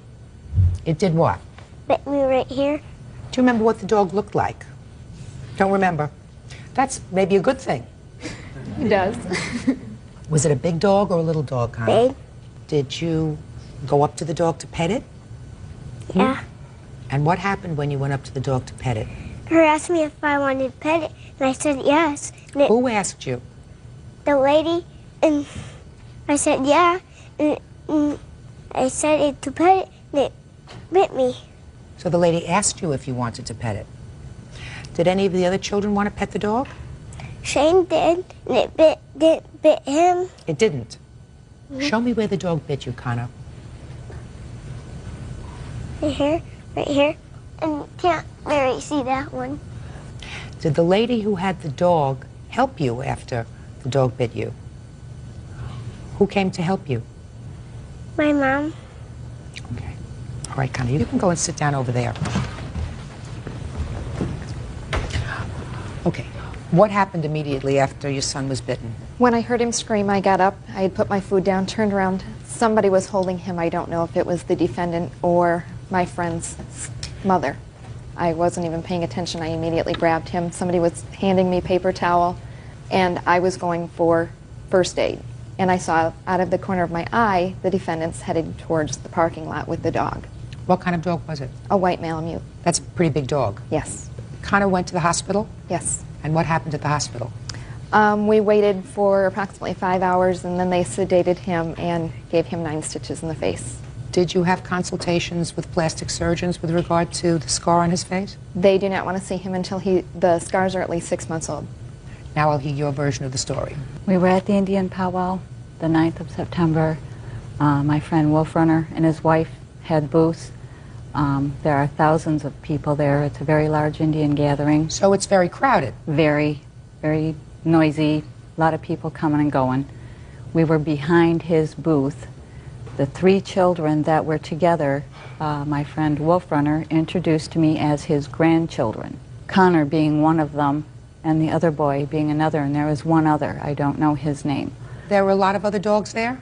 Quite a few, on leashes, just like mine. Mm-hmm. We kept mine by the booth. The little boy, brother, had pet the dog.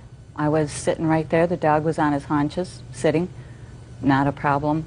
We were very careful. He is a big puppy. He's still a puppy. How old is he? He's 1.5 years old. I have pictures. I'd like to see the picture. Okay.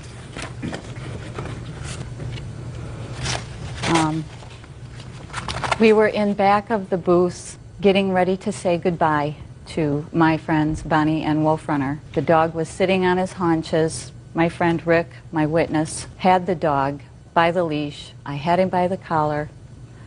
The little boy wanted to pet him. The dog never got up off his butt. He petted the dog's nose. My dog never growled, barked, nothing. I don't know what happened. He turned his head. The dog, within a second or less, grabbed his face. Rick had him down on the ground. I picked the little boy up. He was still standing. I called Bonnie, who I thought was his grandmother. That's who I was introduced to. And Bonnie came running out, and I handed the little boy to his mother, if that's who it was. And the dog was never loose nor anything. I understand that. Yeah. There's no question that the dog was on a leash. Right. And after the bite, Wolf Runner said, "Get the dog out of here." I don't know what agitated it. Get him out. I said, "Please let me know as soon as possible." And he said he would. Okay. Step up, please. Tell me your name.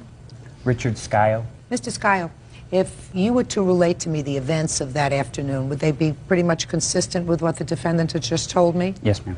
So the little boy did absolutely nothing to the dog? No. The little boy came up, touched the dog on the nose. The dog did not flinch. He didn't torment the dog. He didn't spook the dog, and the dog, when he turned his face, the dog just went for him. Real cases, real people. Judge Judy. Autumn Decker says her son, 5-year-old Connor, was bitten in the face by Marie Moore's dog. It's not a difficult case. Here we have a situation where you have a child who's been injured by your dog. I don't even have to ask you whether your dog has bitten anybody else before. No. I assume not. Never. But the dog did bite this child. Yes, he did. And who should bear, first, the financial cost of the doctor's bills, etc., with regard to the dog? Clearly, you have to do that. You know, it's always difficult when you take a dog to a large gathering. I'm a dog owner, and I know that even my little dog gets a little nervous when they're around so many, she said hundreds, you said thousands of people. When you have a big dog that's around thousands of people and there are kids, you sometimes run the risk of your dog becoming more agitated than normal, more anxious than normal. So you are clearly responsible. I don't think that you're bad people. You did have your dog on a leash, but you're clearly responsible. I don't buy into this sometimes artificial statutory scheme which says that every dog is entitled to one bite before the owners are liable. In my view, which is, I believe, the common law view of this kind of situation, you have an innocent party and a guilty party. The guilty party had a dog, it looks like a lovely animal, but certainly capable of doing damage, and did damage, and you're responsible, absolutely. Your request for judgment is for $3,000, which I assume includes your medical bills and whatever plastic surgery Connor is going to have to fix that scar on his face. Judgment for the plaintiff in the amount of $3,000. That's all. Parties are excused. You may step out. He filed enough papers in our county that they came to my home and took my dog and killed him. Any dog that bites, especially a child, should automatically be euthanized after the quarantine. The lady asked me if I wanted to pet it, and I said, yeah, and I came up to pet it, and it bit me. And now the next case. All parties in the matter of Highmiller versus Loss. Step forward. John Highmiller is suing his former friend, 25-year-old Heather Loss, for the value of a computer he claims she stole. Heather denies the charge and says she knows who stole it. Mr. Highmiller, you and the defendant met at some sort of bar or club, and it is your claim that she took your computer without permission. Yes, it is. And Miss Loss says that she had your permission to take the computer. No, she didn't. I didn't ask you anything. This is going to be very, very quick and very painless. Miss Loss says that she had your permission to take the computer, not to take it, to borrow it, which she did. She took the computer home, and unfortunately it was stolen out of her house. Correct. Is that right? That is right. Do you have the police report indicating the theft? The answer is either yes. Don't close your mouth. No. When did you borrow the computer? In September. When was it stolen? About a week after I borrowed it from John. What else was taken during the theft? That is the only thing that got taken. It was out of my house, and I knew who did it, and I tried tracking him down, and I told John. Just a minute. Who did it? His name is Sean. Is he a friend of yours? Old friend. An old friend of yours took his computer that you borrowed? Correct. It was on the How did he get into the house? The door was open. I guess he's been watching the house. So who left the door open? I live at my dad's house, and I didn't have a key at the time. I just moved to my dad's house. Oh, so it was your fault? No, it wasn't my fault. Well, that's your fault if you didn't have a key and you left the door open. It was a quick, I had to make one errand, and I was coming right back. And let's assume that I believe you, which I don't, because the story that you just gave me is a crock. But let us assume that I believe you, that you borrowed the computer with his permission, you brought it to your house, and it was taken. It was taken by somebody you know who had access to your house because you left the house open.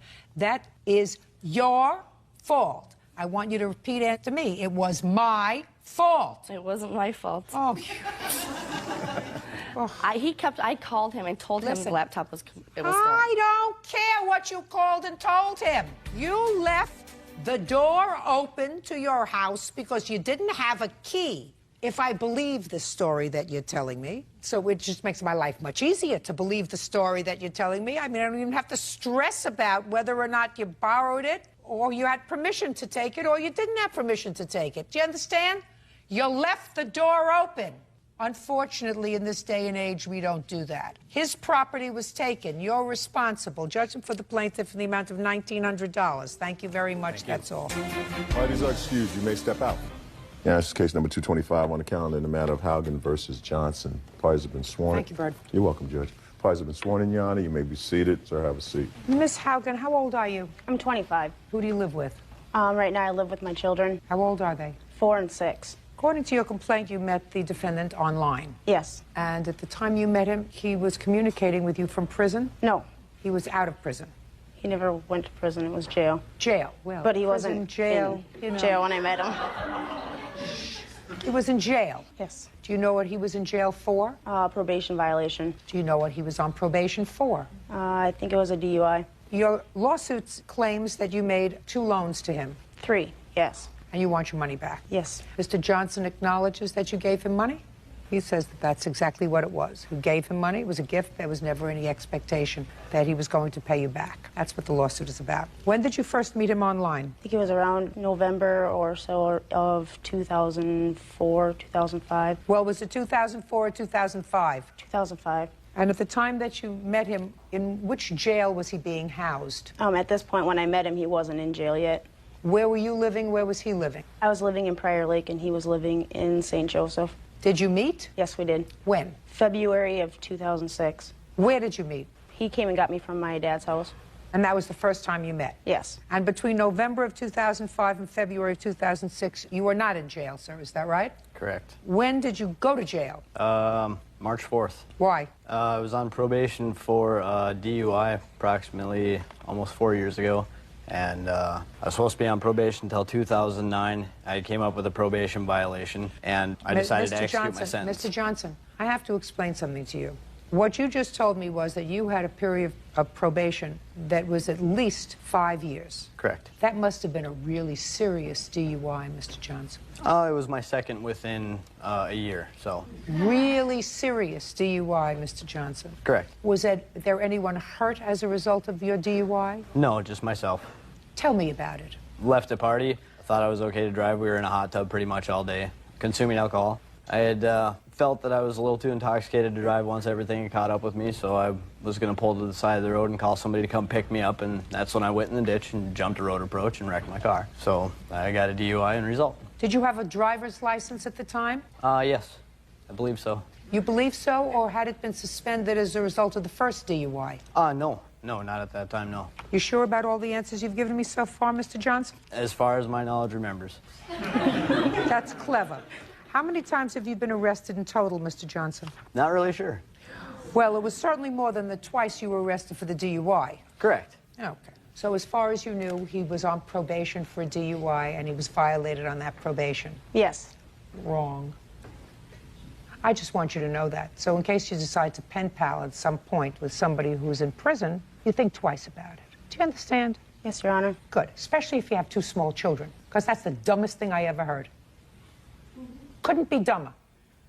Now, when was the first time you gave him money, and for what? The first time I gave him money was April 6th, and that was for his house payment. Tell me how that came about. He was in jail, and he had to pay to get out of jail to go to work.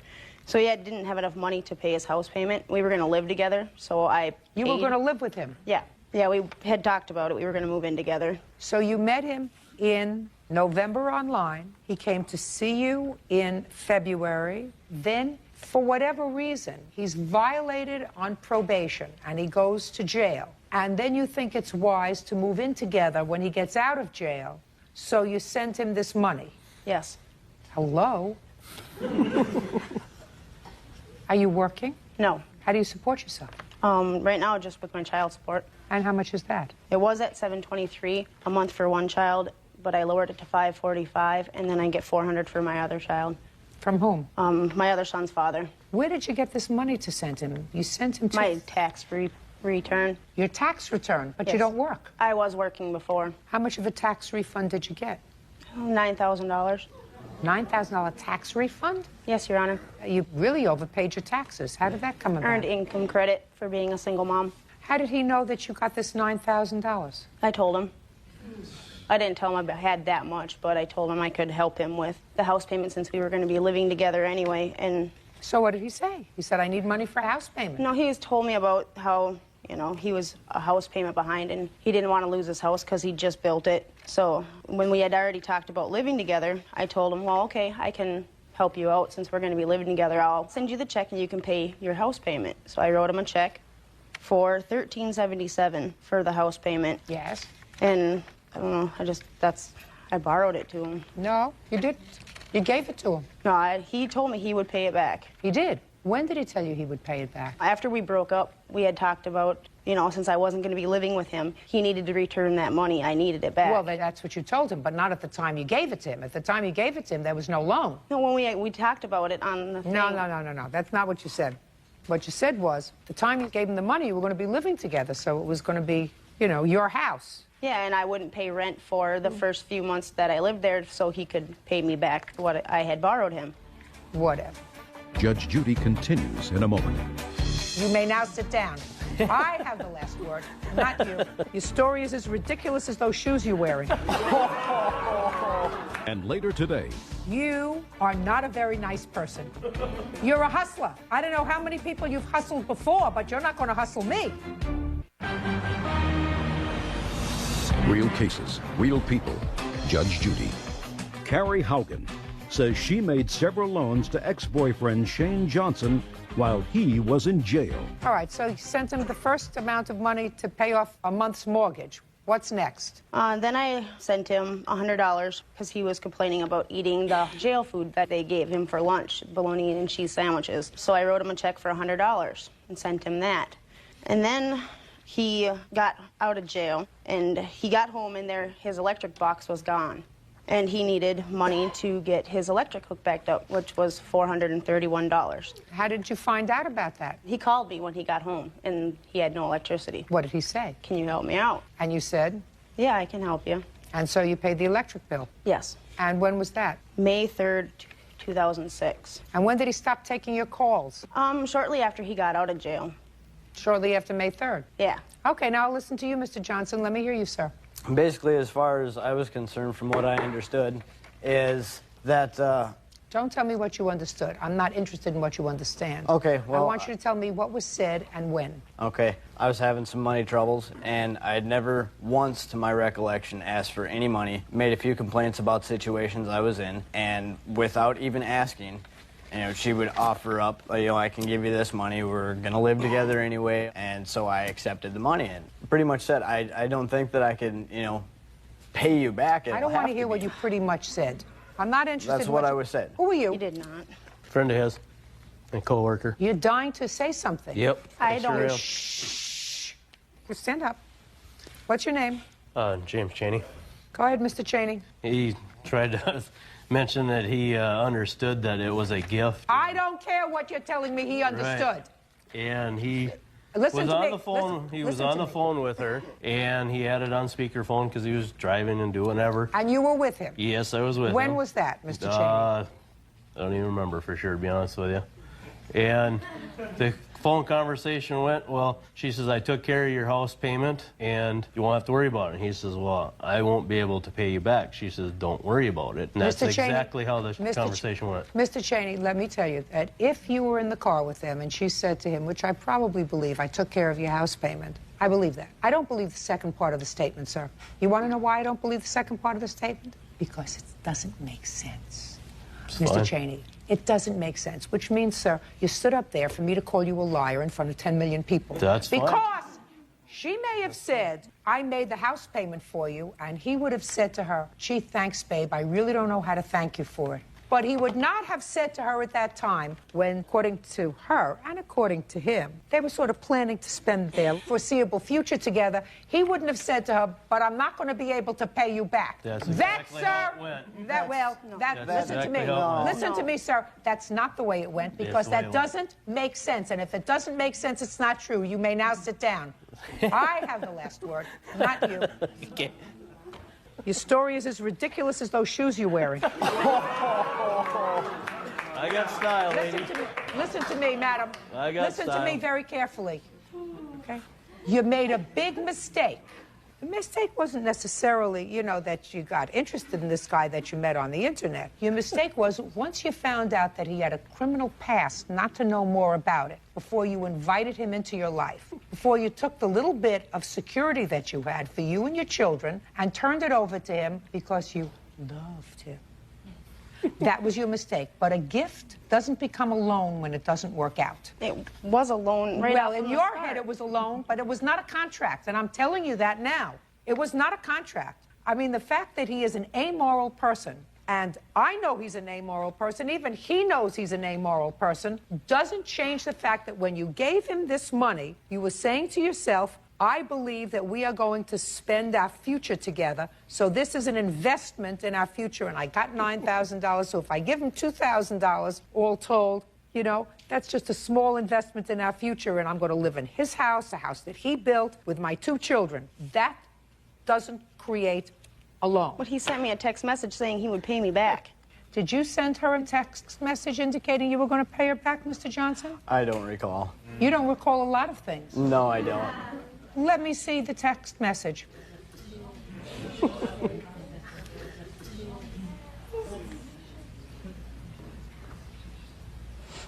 No, it says, if you can't understand that I don't have it, then take me to court and they'll pass There's judgment more text on my... messages, Your Honor. Okay, I don't know how to do this. Just do me a favor. Get him out of here. I can't stand to look at him or his shoes. Thanks. Step out. Bye,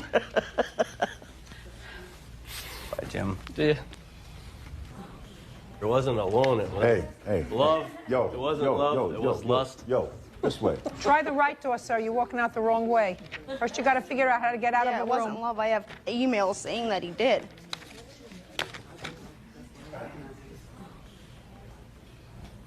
Okay. It says you'll get it when I get it. You wonder why I don't answer with the attitude you have. Is that it? Yep. Did you send those to her? I believe so, yes. So you did sort of tell her that you were going to give her money when you got it. Well, when I got it, if I have the extra money, I'll gladly give it to her, but I don't foresee myself having extra money anytime soon. Judge Judy continues in a moment. You wouldn't like it if somebody took the food out of the mouths of your 3 children, would you? Or you don't care? You just care about you and your friends, or sitting in a hot tub. And later today, Seems to me if you want him to stop harassing you, you give him the $500. Instead of giving him the $500, you called the corporate office and had him fired. You're outrageous. real cases, real people. Judge Judy. Carrie Haugen says she made several loans to ex-boyfriend Shane Johnson while he was in jail. You know, Mr. Johnson, the problem is that, unfortunately, she's got 2 little children, and the fact that she got herself hooked up with a bum is not something that a court can do anything about, sir. You have children of your own? Yes. How many children do you have? 3. Okay. She's a single mother. She has 2 children. And there is no question in my mind that she struggles, just as you do. But what you did was you took money that she sort of needs for her children because she's not too smart and she lost her heart, and you took advantage of that, and then you said, well, listen, she gave it to me, she gave it to me.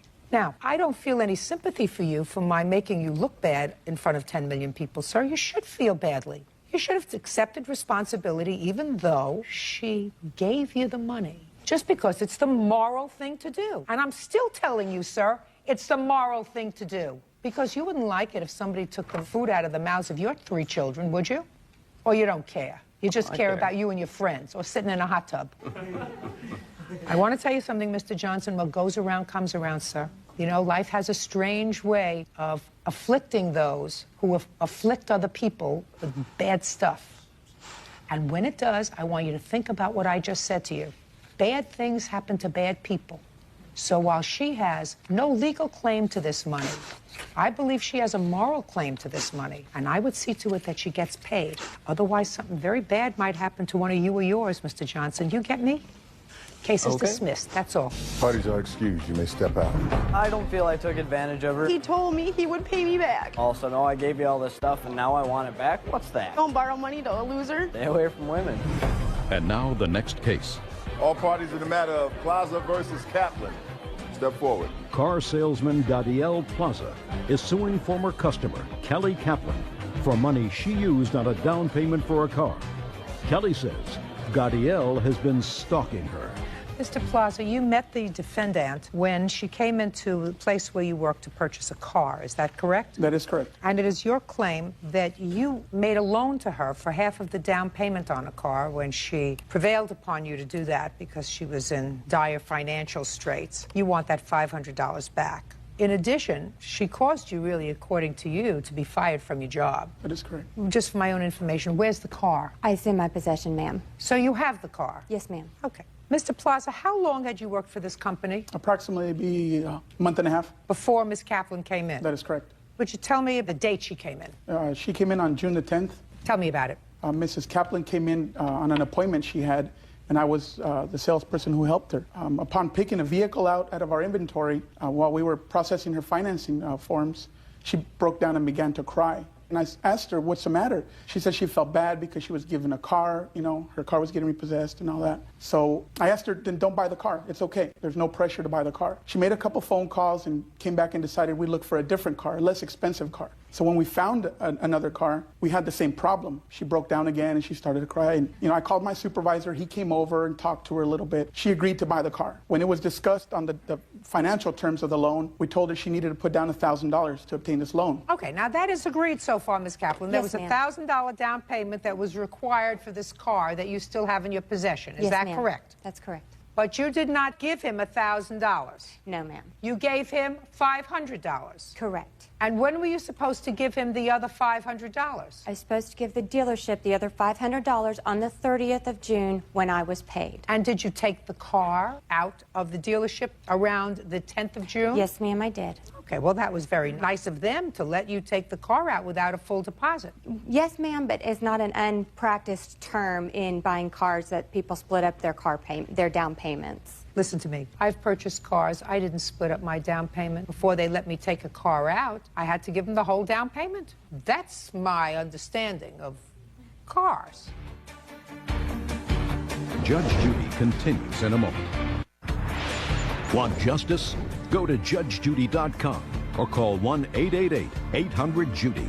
Okay, so far, she's shy $500. Tell me what happened, Mr. Plaza. Company policy, the customer is supposed to bring the remaining... Just tell me what you did. On the date that the rest of the down payment was due, my manager... Which was what date? Which was 7 days after the 10th, the 17th.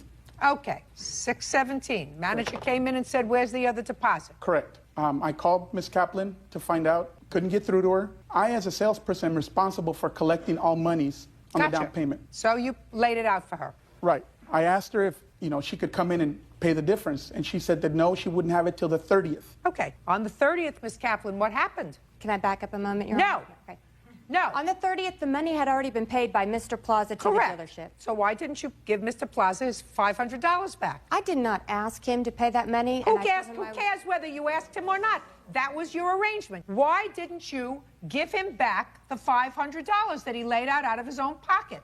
I did not ask him to do that, and he had been harassing me, and I was uncomfortable with that. I called the corporate office, had filed a complaint with them, and they dismissed me of any obligation to them. Well, I got to tell you something. You are not a very nice person. You're a hustler. You're a hustler. I don't know how many people you've hustled before, but you're not going to hustle me. You got a car, and the deal for the car was a certain price, $1,000 deposit, the rest in payments. And it seems to me, if you want him to stop harassing you, that on the 30th of June, you give him the $500. Instead of giving him the $500 on the 30th of June, you called the corporate office and had him fired. You're outrageous. Judgment for the plaintiff in the amount of $500. Your counterclaim's dismissed. That's all.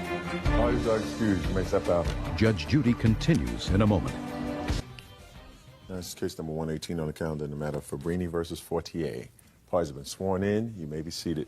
Ms. Fabrini, this is your husband. You are currently separated. You have children together, and you have two claims against him. Yes, Your First one is that you caught him trespassing in your home, as a result of which you had to change the locks in the house. You want him to pay for the changed locks. And on the same date, he was angry and vandalized your car, and you want him to pay for that. Mr. Fabrini does not deny that he was in the house. He said he was supposed to be babysitting for the children that day, and he does, however, deny that he did anything to your car. So I have some questions. How long have you been separated? Since 2003, Your Honor. I've changed my... Just a second. Sorry. Are you legally separated? Yes, we are. I have separation papers here. Okay, so you have a legal writing, but there's never been a judicial determination of separation. Is that right? Yes. Is that right, sir? Yeah. Okay. How long were you married? Well, we've been together 16 years. And how many children do you have, Mr. Fortier? 3. How old are they? 13, 12, and 7. Been separated a long time. Is there any reason why you're not divorced? I don't want a divorce. I mean, we pretty well set our life, and instead of, trying to make it harder, I'm trying to make it, get back together for the sake of the kids, not just for the selfish reasons. Did you stay in the marital home, Ms. Fabrini? No. I signed over the 2 houses we owned at the time of marriage. I let him have them. I never asked him for child support. I'm the one who ended the marriage. I bought my own house in 2003. Okay, so the house that you say he was trespassing in... was my house. Was your house, Yes, not the ma'am. marital home? No. And when was this, Ms. Fabrini? On June 1st. Okay, tell me what happened. I came home from work, and Mr. Fortier was sitting at my kitchen table, and I asked him how he got in the house. He obviously stole keys from me. I've never given him a set of keys to my house. Of course, he denies it. I don't know if you're still denying it, but... Well, just a second. So on June 1st, you found him sitting at the kitchen table? Yes. And what did he say to you when you confronted him? He denied the fact that he had my keys, and I asked him what he was doing in my house, and he was waiting for the children to come home. And I told him, you're not allowed in my house unless I invite you in. So he refused to give. We had an argument. I kicked him out, so he was kind of like angry with me. And what happened? He left, and I just forgot about it, did my own thing with the kids. And that night I went to bed, and the kids told me... Don't tell me what the kids told you, because that's hearsay. Well, the next morning when I woke up, the windshield in my car was smashed. So I figured he did it. You have any proof that he did it? Yes, Your Honor, I do. I'd like to hear the proof. I have a witness. Witness's name? Sabrina Weeks.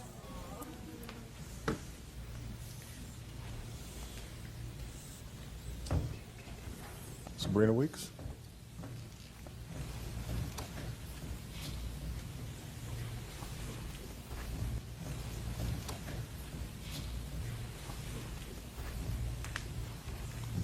Raise your right hand. Do you swear to tell the truth in these matters? Yes. Can't hear you. Yes. Sabrina, how old are you? 12.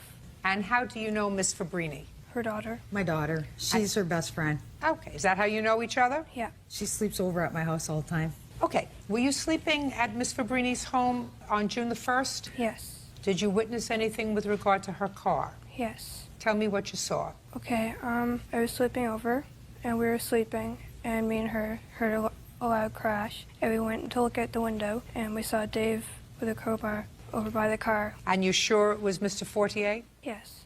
Mr. Fortier, how did you get into the house on June the 1st? Well, I had keys. You had keys. Where did you get the keys from, sir? Well, I had them from, she gave it to me to come and babysit. Sorry, Your No, Honor. shh, stop. Miss Fabrini, don't say anything. Now, Mr. Fortier, do you pay child support for your children? Well, no, but... The answer is no. No. Why not?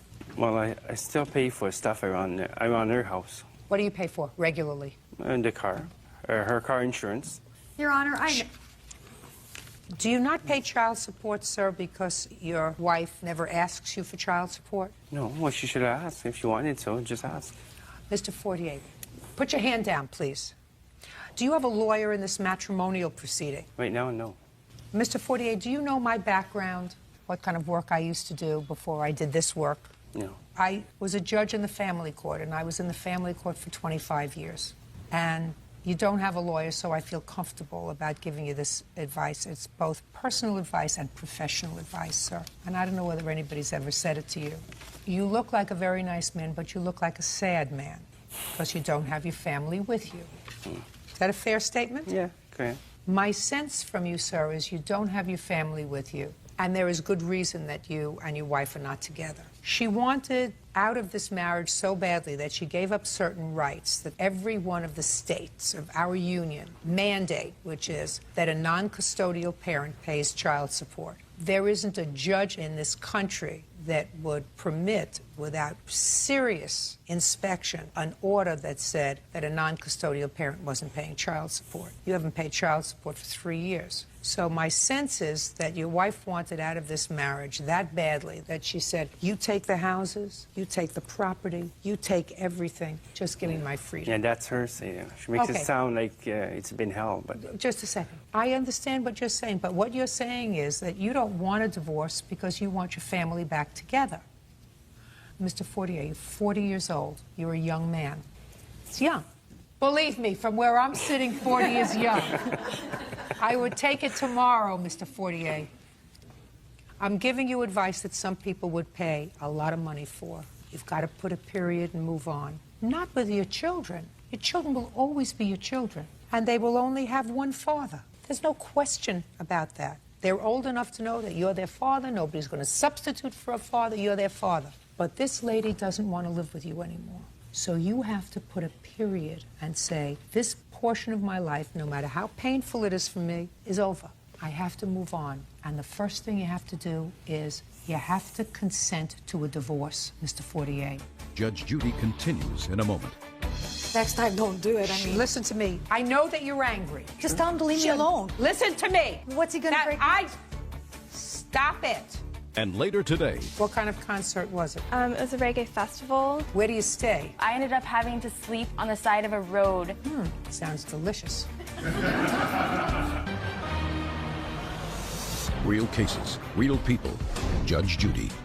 Mary Fabrini claims her estranged husband, David Fortier, stole the keys to her home and smashed the windshield of her car.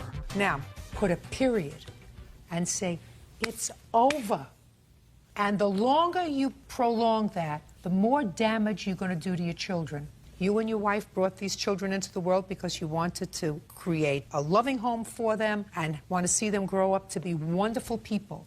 You didn't bring them into this world to hurt them. But with the kind of stress you're putting on their mother, that's hurting your children. So you have to stop being selfish, Mr. Fortier, because what you're really doing is being selfish. Not to her. Forget her. But she's the custodial parent for your children. She takes care of them. And what you're doing is creating a stressful environment for them.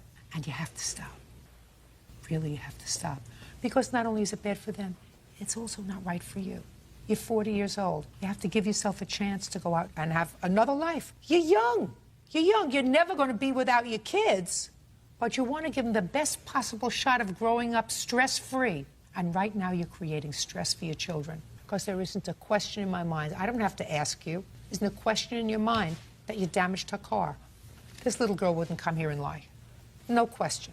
You were so angry that your wife said to you, this is my house. I bought this house. You can't be here. That you didn't have control, that you tried to regain control and you damaged her car. You're hurting yourself. But you're also hurting your children because your 12-year-old daughter, Shauna, saw you do that to her mother's car. She saw you be so angry. That's not healthy, Mr. Fortier. You have to stop. And if you need help stopping, spend some of the money that you're not giving to your wife and child support to go get some help. I gave you my best advice. It's advice that has 40 years backing it up. Put a period. Move on. Let it go. Okay. Change the locks were $124. To fix the windshield was $534. And 3 days off work. Why did you take 3 days off from work? I couldn't drive to work. The windshield was broken. It took me 3 days because I had to pay for it, repair it, and then get to work. It's my work vehicle. Do you get paid by the week? Yes, I do. So you got paid for the week? Oh, I didn't get paid that week. I have 3 days that weren't missing. But did you get paid for the week? No, I didn't. I'm sorry. How much do you make a day? $80 a day. And I have a paycheck stub here, too. I'd like to see it. And that's without my bonuses, so I'm letting him off a little easy. Next time, don't do it. Listen to me. Miss Fabrini. Miss Fabrini. Yes? I want you to listen to me. I know that you're angry. Yes, Your Honor. I don't know whether whatever I said to him had any impact. I hope so. Shh. A little bit, maybe? I hope lots. Shh. I'm asking him. Yeah, of course. A little bit? Just tell him to leave me alone. Listen to me. Oh, I'm sorry. You gotta stop it. Okay. Let it settle in with him. What's he gonna break? Stop it. I get that you're angry. And I get that there was reason why you gave up all those things. I don't want to go into it. Yes, Your Honor. You've got to move on. Because you're hurting your children and you're hurting yourself. Judgment for the plaintiff in the amount of $898. That's all. Thank you. Parties are excused. You may step out. Jennifer Richardson is suing her estranged mother-in-law, Sandra Richardson, for the value of a 2001 Chevy Monte Carlo she bought from her. Jennifer claims Sandra refuses to hand over the title. Order. All rise. Now, this is case number 362 on the calendar in the matter of Richardson versus Richardson. Thank you. You're welcome. Judge Parties have been sworn in, Your Honor. You may be seated. Sir, have a seat. Miss Richardson, this is your soon-to-be ex-mother-in-law, and I assume that sitting in a witness chair is your soon-to-be ex-husband. Yes. Okay. According to you, you purchased a home for your son and his wife, and the idea was that you and your husband were going to live with them. Unfortunately, your husband became ill and passed away. The house was originally bought for us. Yes, the house was originally with bought... our money. No, I'm well, sorry, Your Honor. No, it was your money. Well, can I just say something? If she wants to lie about No, just a second. 10,000. Just a second. Who paid the mortgage on the house? I did.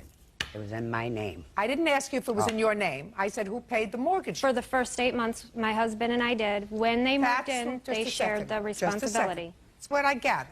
The first several months, you and your husband were making the mortgage payments on the house, and then you and your husband moved in, and then you split the mortgage payments, right? Yes. But the house was purchased for them, and they were there alone for a period of time.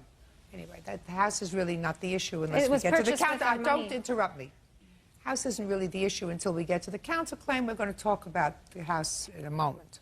This has to do with the car that you purchased in your name, but that your daughter-in-law used, but your daughter-in-law used it to take you around from place to place, all your appointments. She sort of chauffeured you around.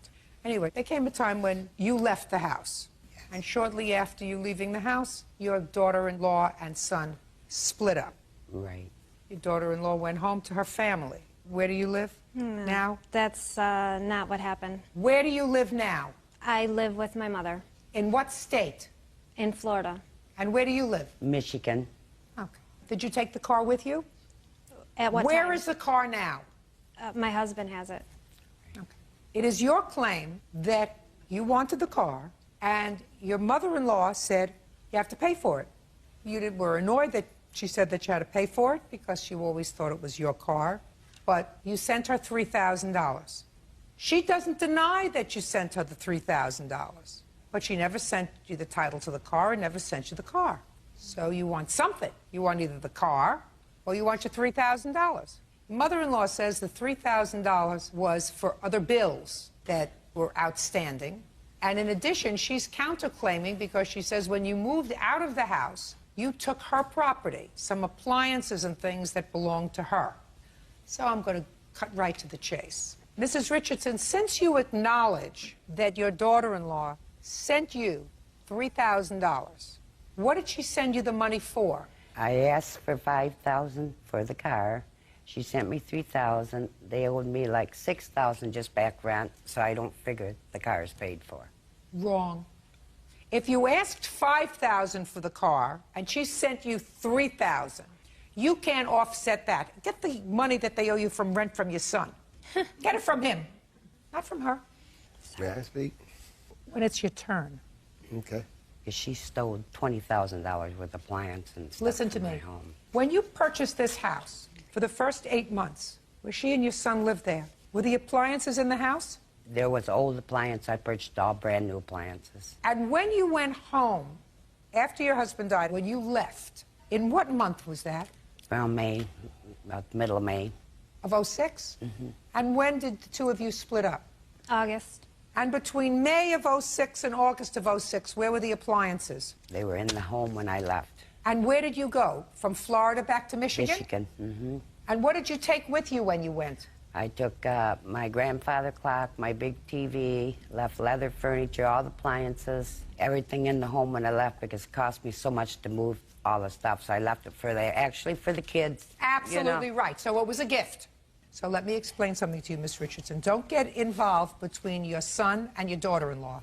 The courts will determine if she took marital property, because once you made a gift to them, you didn't make a gift to your son. Listen to me. Okay. You made a gift to them. You left it when you moved back to Michigan in May. You left it as a gift for the kids. And if they had stayed together as husband and wife, they would have had all the appliances. The problem is they split up. And then you said, well, I don't want her. She's a stranger to me now. She can't take this property. I bought it. It was a gift. Once you give a gift, you can't have sticky fingers. You can't say, well, it's a gift, but I'm going to hold on to it. But I bought it as myself because I lived there. I don't care. When you left it there. And you didn't abandon it along with the leather sofa. You took what you wanted. You took a grandfather clock. You took other things that were important to you. And you left the other things there for your children. Then. So it therefore became marital property. She had no reason to steal it, though. She didn't steal it. It was a gift. It wasn't really a gift. Well, it Miss was 'cause I Richardson, lived I'm there. trying to explain to you, madam, you're not getting what the law is. Okay. That's the law. And if your son, during the course of the divorce proceeding, says, well, she took this marital property and she had no right to take the marital property, our judge will decide that. But it's not yours. You can't sue for it. You gave it away. You gave it away to them. And as between the two of them, a court will determine whose property it was, whether she cleaned out the house or whether she didn't. But it's not yours anymore. You gave it away. Judge Judy continues in a moment. When I moved out... Where did you go? I went to a friend's home. Boyfriend. It's going to be over. Do you understand? It's going to be over. Jennifer Richardson says her estranged mother-in-law, Sandra Richardson, refuses to hand over title on a car she bought from her. Sandra is countersuing, claiming Jennifer stole appliances from her home. Let's get to the car. When did you tell your daughter-in-law that you wanted $5,000 for the car? Before I left the home. So that was in May of 06. Is that what she told you in May of 06? She wanted $5,000 for the car? My husband and I discussed it, and I told him I don't feel I owe her anything for this car. I have been a personal slave to her, driven her anywhere she's asked me to go. Well, listen to me. Broken in Don't speak. Just because you think that doesn't make it the law. Car's titled in her name. You took her where she had to go. You also used it for yourself when you had to go to, I don't know, bowling, Pilates, hairdresser appointment, whatever. You took the car yourself. So, in exchange for that, you had a car. And what you did was you drove your mother-in-law around. When you weren't driving her around, you were using it yourself. So whether you thought that you were entitled to it or not, that's totally irrelevant. She said she wanted $5,000 for the car. You go back to Florida. When did you have a discussion with her and send her $3,000? My husband and I discussed it, and I said all I can get is $3,000. Where did you get the $3,000 from? Look at me. Don't look down there. My mother obtained a loan. When? It would be late May, and I made the deposit in June 20th. Before you and your husband separated? Yeah. And you gave her a check in late May for the $3,000? Well, she was gone, so we deposited the check into her bank account. And we gave her the mortgage money as well. You'll see it's $4,000. No. That has nothing to do with it. She already told me. She wanted $5,000. You sent her $3,000. She considered it for other bills. She can't do that. Where's the title to the car? The original title was destroyed. And here's what I paid for the car. Can be destroyed? Here, ma'am. Lost in the mail. What? Lost. She took my mail for 6 months. I spent $80,000 on that house. Who's living in it? It's empty. I can't even sell it. Just a second. Who's living in it? Nobody's living in it. Why isn't he living in it? He lives here in Michigan with me now. Oh, well. But I just lost. Because if I'm down there, she makes my life miserable. Listen to me. $80,000. I'm not speaking to you. Okay. I'm not speaking to you. Sorry. If your mother's out some money, get a job and make sure she's whole. Miss Richardson, you cannot take her money. That money was for the car. That's what it was for. That was before they separated, so that you went back to Michigan, right, without the car. Right. And she got the money from her mother. This is her car. It is not your car. Don't get in between your son and his wife if they're in the process of divorcing. So this $80,000 that she's actually I spent, I know she got money. She kept my mail. She run my cell phone up to $1,000. Listen to Her. me. Listen to me. Listen to me. You could sue her for certain things, but you can't keep this money. And if you spent $80,000, you spent $80,000 on your son, not on your daughter-in-law. You spent $80,000 on your son, because but for your son, listen, if she came to you and you didn't know her from a hole in the wall and she wasn't married to your son, you wouldn't have spent a quarter on her. You spent the money because you wanted your son to be comfortable. And if he was married to this lady, well, she's the beneficiary of that. The house isn't in her name. The house is in your name. I'm losing that, too. So. Well, sell it. Meanwhile, you have to sign the title to the car over to her, because the car belongs to her. You accepted the money for it? It's not paid for. What do you mean it's not paid for? $3,000 isn't $5,000. Listen to me. You said you wanted $5,000 to them before you left. There was conversations that took place between the three of you. There's no question in my mind about that. There is also no question in my mind that you accepted the $3,000 in payment for the car because you took it and you spent it.